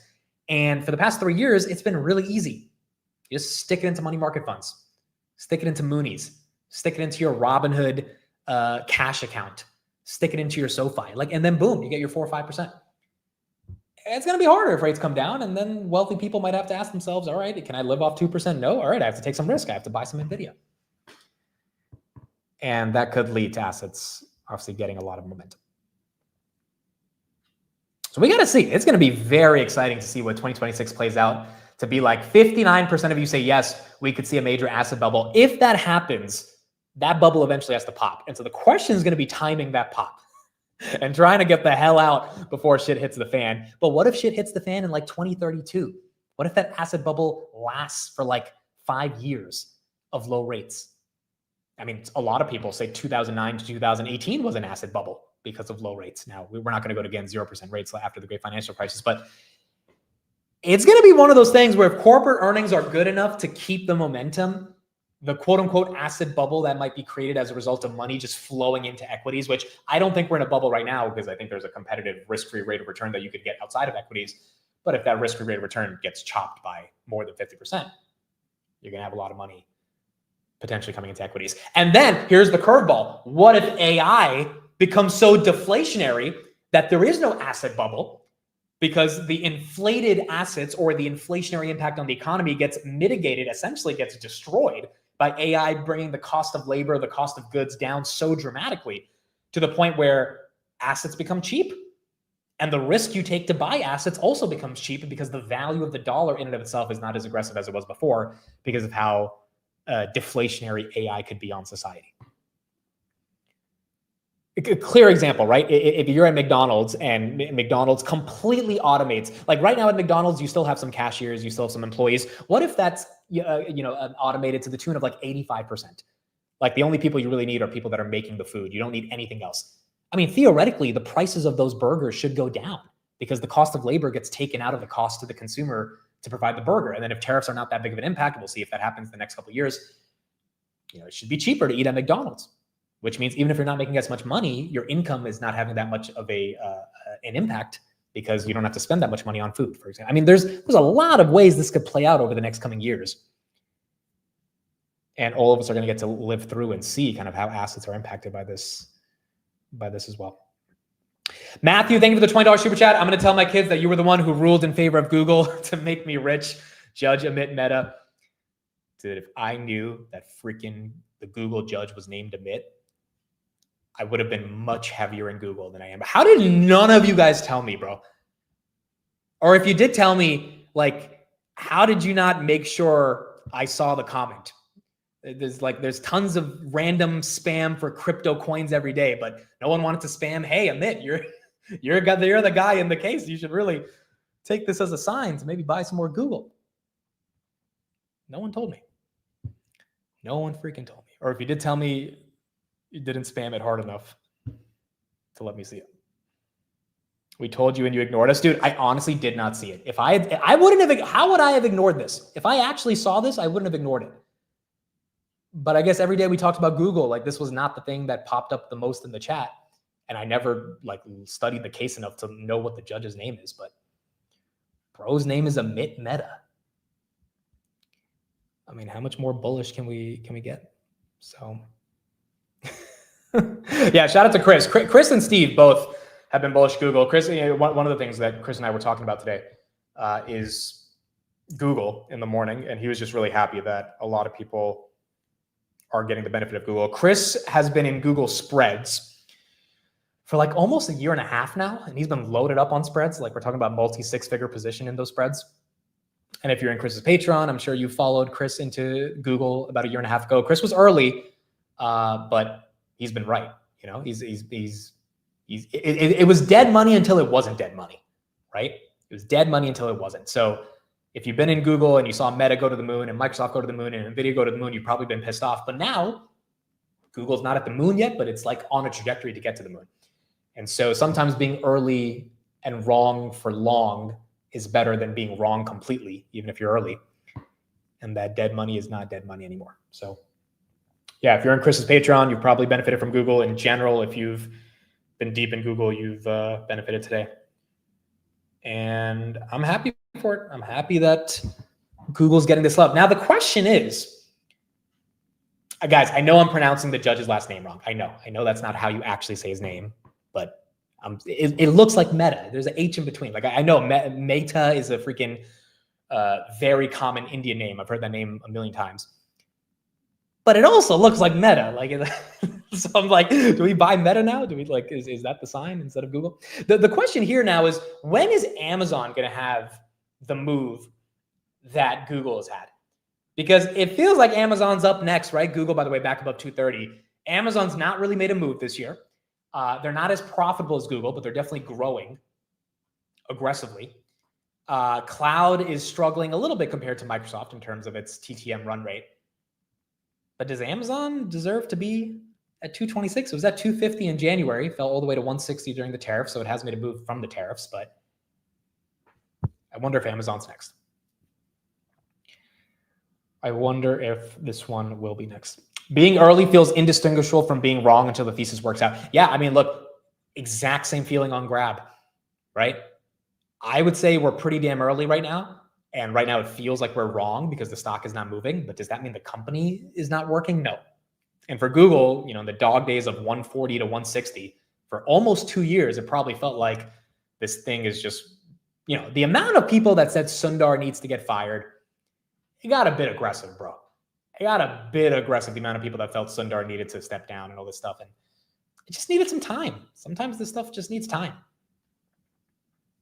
And if there's, and that's the beauty of fundamental analysis. Like when you do analysis on a real company that has, like, again, this is why I just can't get on the Open Door bandwagon, right? I hope it does well, but I don't think there's anything fundamental there. But there's a lot of hype, so there's a lot of volatility. So people think that, you know, if you're an Open Door versus some other stock, Open Door is the one that's the winner. Maybe. But I can sleep well at night having a lot of money in something that I know fundamentally is sound, even if the stock isn't moving, because eventually the stock will move if the fundamentals continue to improve. And that's how, like, I like to invest. But that does require the dog days of just like pounding your head against the wall and hoping that you're going to be right. And that's also what makes it exciting to invest, right? Like for all the people that are now making a lot of money off Google, the 2 years where you were stuck in Google at 140 to 160, you had to constantly recheck your thesis, especially if you're very heavy in Google, every single day, put up with all the bears saying all the shit they were talking about Google. And it is why you deserve the gains, right? And that's the thing that most human beings will never get to experience in their life. It's the beautiful thing about this community is that when you go through that shit and you experience the gains, now you start to really recognize what it feels like to be an investor, to go through the hell of not building the company. You don't work at Google. You don't own Google as a like an executive, but you're part of the Google thesis. And when you're part of the Google thesis, it's an extension of your net worth, literally. And as a result, it's a question of, hey, can you stick it out while things are bad? And if you do stick it out, you get to benefit from it, which is the most exciting part about being an investor. I've been early on Tesla for 4 years. Dude. Tesla 342, at least you're getting a little bit of a breakout right there. I think Tesla will have its moment, but the problem with Tesla versus Google is Google was growing earnings and disrespected. Tesla's not growing shit, and Tesla still trades at quadruple Google's multiple for 2027. And Tesla's not growing. So it's like, it's just, you know, it's that one, it's hard because they need to show the growth again, and maybe they will. I mean, I think they will. It might just take a couple of years. Elon says at least till 2027. SMR, by the way, is up 13%. There might be some news for the nuclear companies, but that one's up almost 13.5%. Tesla needs to get back to earnings growth, and that might take some time. That might take a little bit of time. When robotaxi revenue hits the financials, the Tesla narrative will change from car company to taxi rideshare company. Agreed. But as per Elon in the last call, it might take until the end of 2026. Now, maybe he's sandbagging, but Elon, I think, is the person we could argue is the least likely person to sandbag, given his expectations are pretty high and aspirational. By the way, that American Bitcoin company that's now below $9, it was up 90%. It is now up 28% on the day, losing about 60% of its value in the past 20 minutes. So that one is taking a hit. Open Door still up 3%. Rock Lab down about 4.5%. Demetrius, thank you for the super chat. Starting investing in 2024. Told myself once I hit triple digits, I'd give props. Your insight and steady grind have kept me sharp. Much respect. Demetrius, congrats. Absolutely incredible. Let's end up the show today because I'm not going to have a market close today with some year-to-dates. What do we have in terms of some year-to-dates? Let's end it out with that. Obviously, Google and Apple should be helping a lot of people on their year dates. S&P recovering should also be helping people. I'm pretty much at the same that I was on Friday, 84.85. I think on Friday it was 85.7. So relatively unchanged from Friday. But for those that are much heavier in Google than myself, then you guys should be getting some love. SoFi, I don't know why it's down right here, but it's barely down. I mean, it's down 5 cents. So I know SoFi broke out to 26.50. Some of the rate cut narrative stuff was probably pulled forward. I think SoFi will be fine, but you got to get those rate cuts to affect earnings, which might take a few more months to see. And SoFi was at 23.70 yesterday, so it is back close to the $25 range. Zocold, I know he's heavy in Google. He's up 77%. Joe Farmer up 72%. Elaine up 100%. Bionic Kraken up 37%. Ducks up 500%. Martin's up 84. Tom's up 46. Niles up 93. Ray's up 62. Yeah, dude. I mean, for those that are heavy in Google, that is also getting a lot of these portfolios to get some momentum. On Beneficial right there up 165. Cheeky's up 29. Deneen's up 32. Andy's up 75. Google is my third largest position. There you go. In one day, the whole portfolio can change, right? In one freaking day.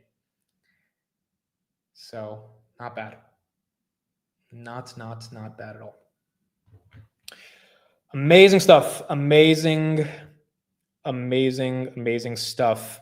By the way, I just want to give a quick shout out real quick. I don't know if she's still in the chat, but if she is in the chat, then she'll be here to hear this. But June, who's one of my mods on the chat, she was at the Miami meetup. Apparently, she had a heart attack last night. So wishing her very well. She seems to be doing okay since then. I think she's going in to get checked out this afternoon to the hospital. And dealing with a cardiac surgeon to figure out what's going on. I don't have the exact details on exactly what happened. Let me see if I can. I think I have a message right here if I can pull up. Yeah, she had chest pains last night. She went to the ER, who determined it was another heart attack. They're putting a catheter in her heart later today to look inside of it. So June, if you are here, wishing you the best. And wishing you very well. That is kind of wild to see, but it wasn't like one of those heart attacks where, you know, someone's getting a heart attack immediately and like their heart is throbbing, but it's chest pains that technically could be a heart attack. And based on the ER from the message she sent, determined it was a heart attack, even if it wasn't as dramatic as some of the heart attacks that are very sudden. It wasn't a cardiac arrest or anything like that. But they will be putting something in her heart later today to look better inside it. So June, if you are here, wishing you the best. Hopefully it goes well today at the hospital. And she was just there at the Miami meetup. She was just there. And she is full of life. She's been to 2 meetups. She's been in the chat for like 3 years. And she loves the stock market, loves being with the community. So wishing her the best of love right here based on what we heard last night from her. All right. That is what we got. That is what we got on the day. Yeah, lots of prayers to June. I'll make sure to send this part to June so she can see all your comments. She's been part of the community for a very long time, so she will appreciate all of your well wishes in the chat. I mean, she's in the chat every single day, so she'll probably deeply appreciate it as well. All right, folks, that is it for me. Let's do word of the day, and then we are out. I cannot say where I'm going today, but most of you guys probably know where I'm going. I went to the same place last year in September. So most of you guys know where I'm going to go, but I can't officially say it. But you'll find out tomorrow. And there will be a live stream tomorrow on the channel. It will not be actually, so most likely we're not going to do the market open tomorrow. We're going to do a different stream. But that different stream is going to be an important stream and people will probably care about it. And there might be a special guest who joins that stream. Potentially. We're going to see. we're going to see how it works out, but there might be a special guest that joins that stream tomorrow, but it will not be a market open stream. It'll be a different type of stream. I'll be streaming something at the event that I'm at. Again, a lot of you guys probably can already figure it out, but you'll see tomorrow. And yeah, it should be fun. If the special guest joins the stream, it'll be really fun. Can't promise he's going to join the stream, but if he does, it should be pretty cool. Word of the day is vigilante. Vigilante. Okay, there you go. Not too bad. Got that one correct. A person who takes the law into their own hands. A local vigilante confronted the suspects after gathering evidence on her own. Some considered Sir Cadwallader to be a misguided vigilante, while others saw him as a hero. All right, vigilante, a person who takes the law into their own hands. I think there's actually a lot of like laws and regulations on being a vigilante, and like there's certain situations where you can like take action on your own, which technically is not illegal based on how the law in your state classifies being a vigilante, but that is the word of the day that we have. The time for the stream tomorrow will likely be at 1 p.m. Eastern, if I'm not wrong. 1 p.m. Eastern. Most likely 1 p.m. Eastern. Maybe a little bit earlier than that, but 1 p.m. Eastern. So we got 3 more days of traveling. We got Vegas next week, and then we're pretty much good on traveling for the next few months, and we can kind of get into a routine. I can actually like live in this apartment versus travel as much. We're going to get the audio fixed in this studio. Even I can hear the echo as well. I know the echo is not that big of a deal, but I hear it. You guys hear a little bit of the reverb, so I really want to get the audio stuff fixed because that is a little annoying. I'm going to try to fix some of the camera focus stuff that's been annoying as well, and we'll get everything else fixed out, and that's it. We will keep going from there. Jose probably will be doing it. I mean, Tanner doesn't really do the open, but Jose probably will be doing an open, so you guys can check out Jose tomorrow. Jose tends to do a market open with Neil every day. It's not as long as mine. I think it's like for an hour, a little bit earlier than mine starts, but you guys can bug him to stay for like 2 hours and do the open. That's it. That is pretty much it. We will be done with traveling for the next couple months. I heard that before. 1 week later, when traveling. Okay, to my credit, we did not travel at all in June, July, and August. When I came back from wherever I came back from in mid-June, July and August, I spent with my my grandparents, and so I stayed home. The only traveling in August was Miami, which was the last week of August. So outside of that, there was not too much traveling. But yeah, dude, I'm getting a little tired of it as well. Like as much as I enjoy traveling, like I want to get into a routine.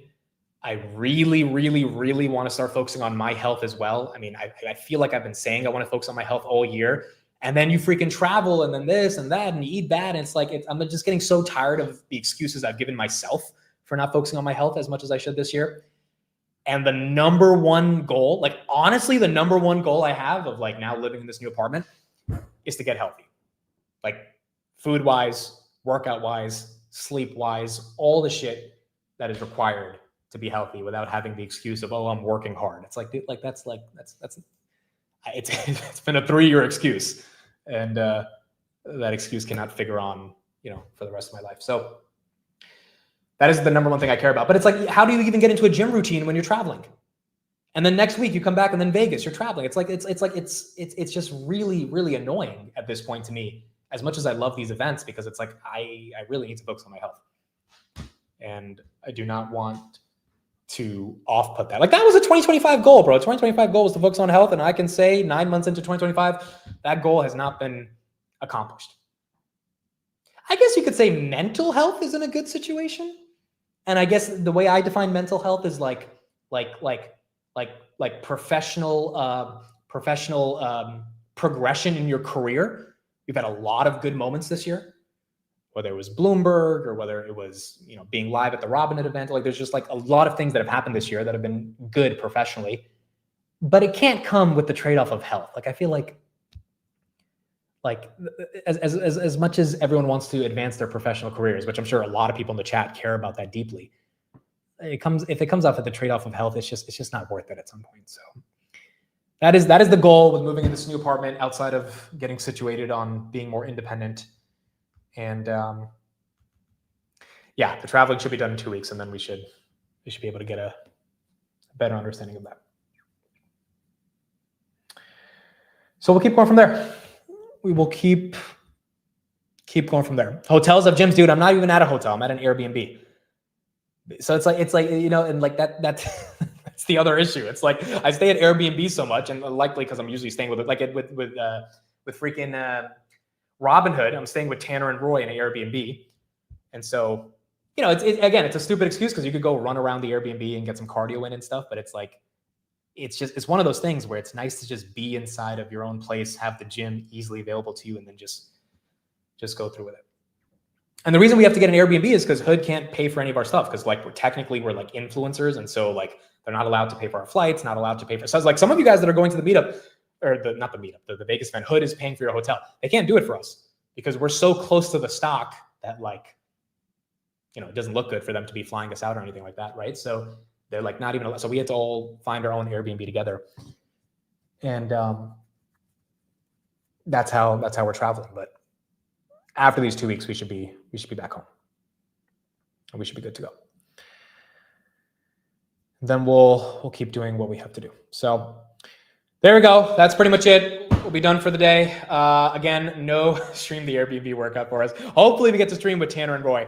That's going to be a fun one. If they wake up on time, we'll get to stream with both of them, but we'll see if we can do it. S&P 500 right here, 642, down a little bit from the highs.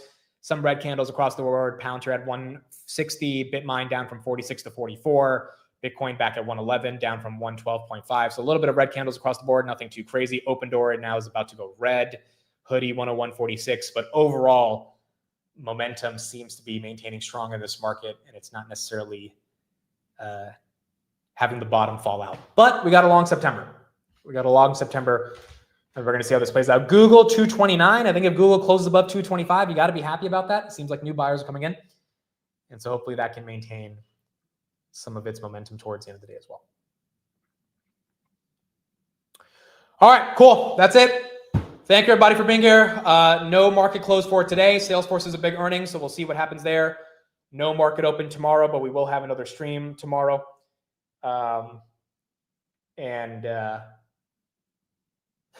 Based on if the special guest is able to join, it'll be a really fun stream, but not sure if they'll be able to join. We'll see what happens tomorrow.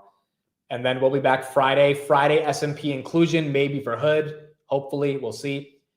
And then we'll be back Sunday for the future show, back on Monday. Tuesday, leave to Vegas. We'll be back by Thursday night. And then starting next Monday, we should be kind of back to the regular schedule. And that's pretty much it. I also think I'm going to reorganize a little bit of the background. So we're going to do a couple different things over the next couple of days, and I'll see you guys on the Sunday future stream from the studio, and we'll see if we can fix something and make it a little bit more audio appealing as well. Jose, you got to do a market open tomorrow, bro. You got to do a market open tomorrow. So everyone is going to go to your stream. They're going to keep you and spam you with tickers. It was so funny watching Jose try to do the market open last time because he's just never been bombarded with tickers, and he's like, oh, okay, Arista, okay, NVIDIA, AMD, like he's just like going back and forth, and it was dope. It was dope to see our communities kind of align with each other. So good stuff. Hopefully Jose can go live tomorrow, and we will keep it going from there. All right, that's it for me. Thank you, everybody. Appreciate it. See you guys tomorrow on a stream. It should be a fun one. It should be exciting, and then we'll be back Sunday for the future show. And keep going from there. All right. Thank you, everybody. Appreciate it. Have a great day. Love you all. See you guys tomorrow. All right, everybody. Have a good one.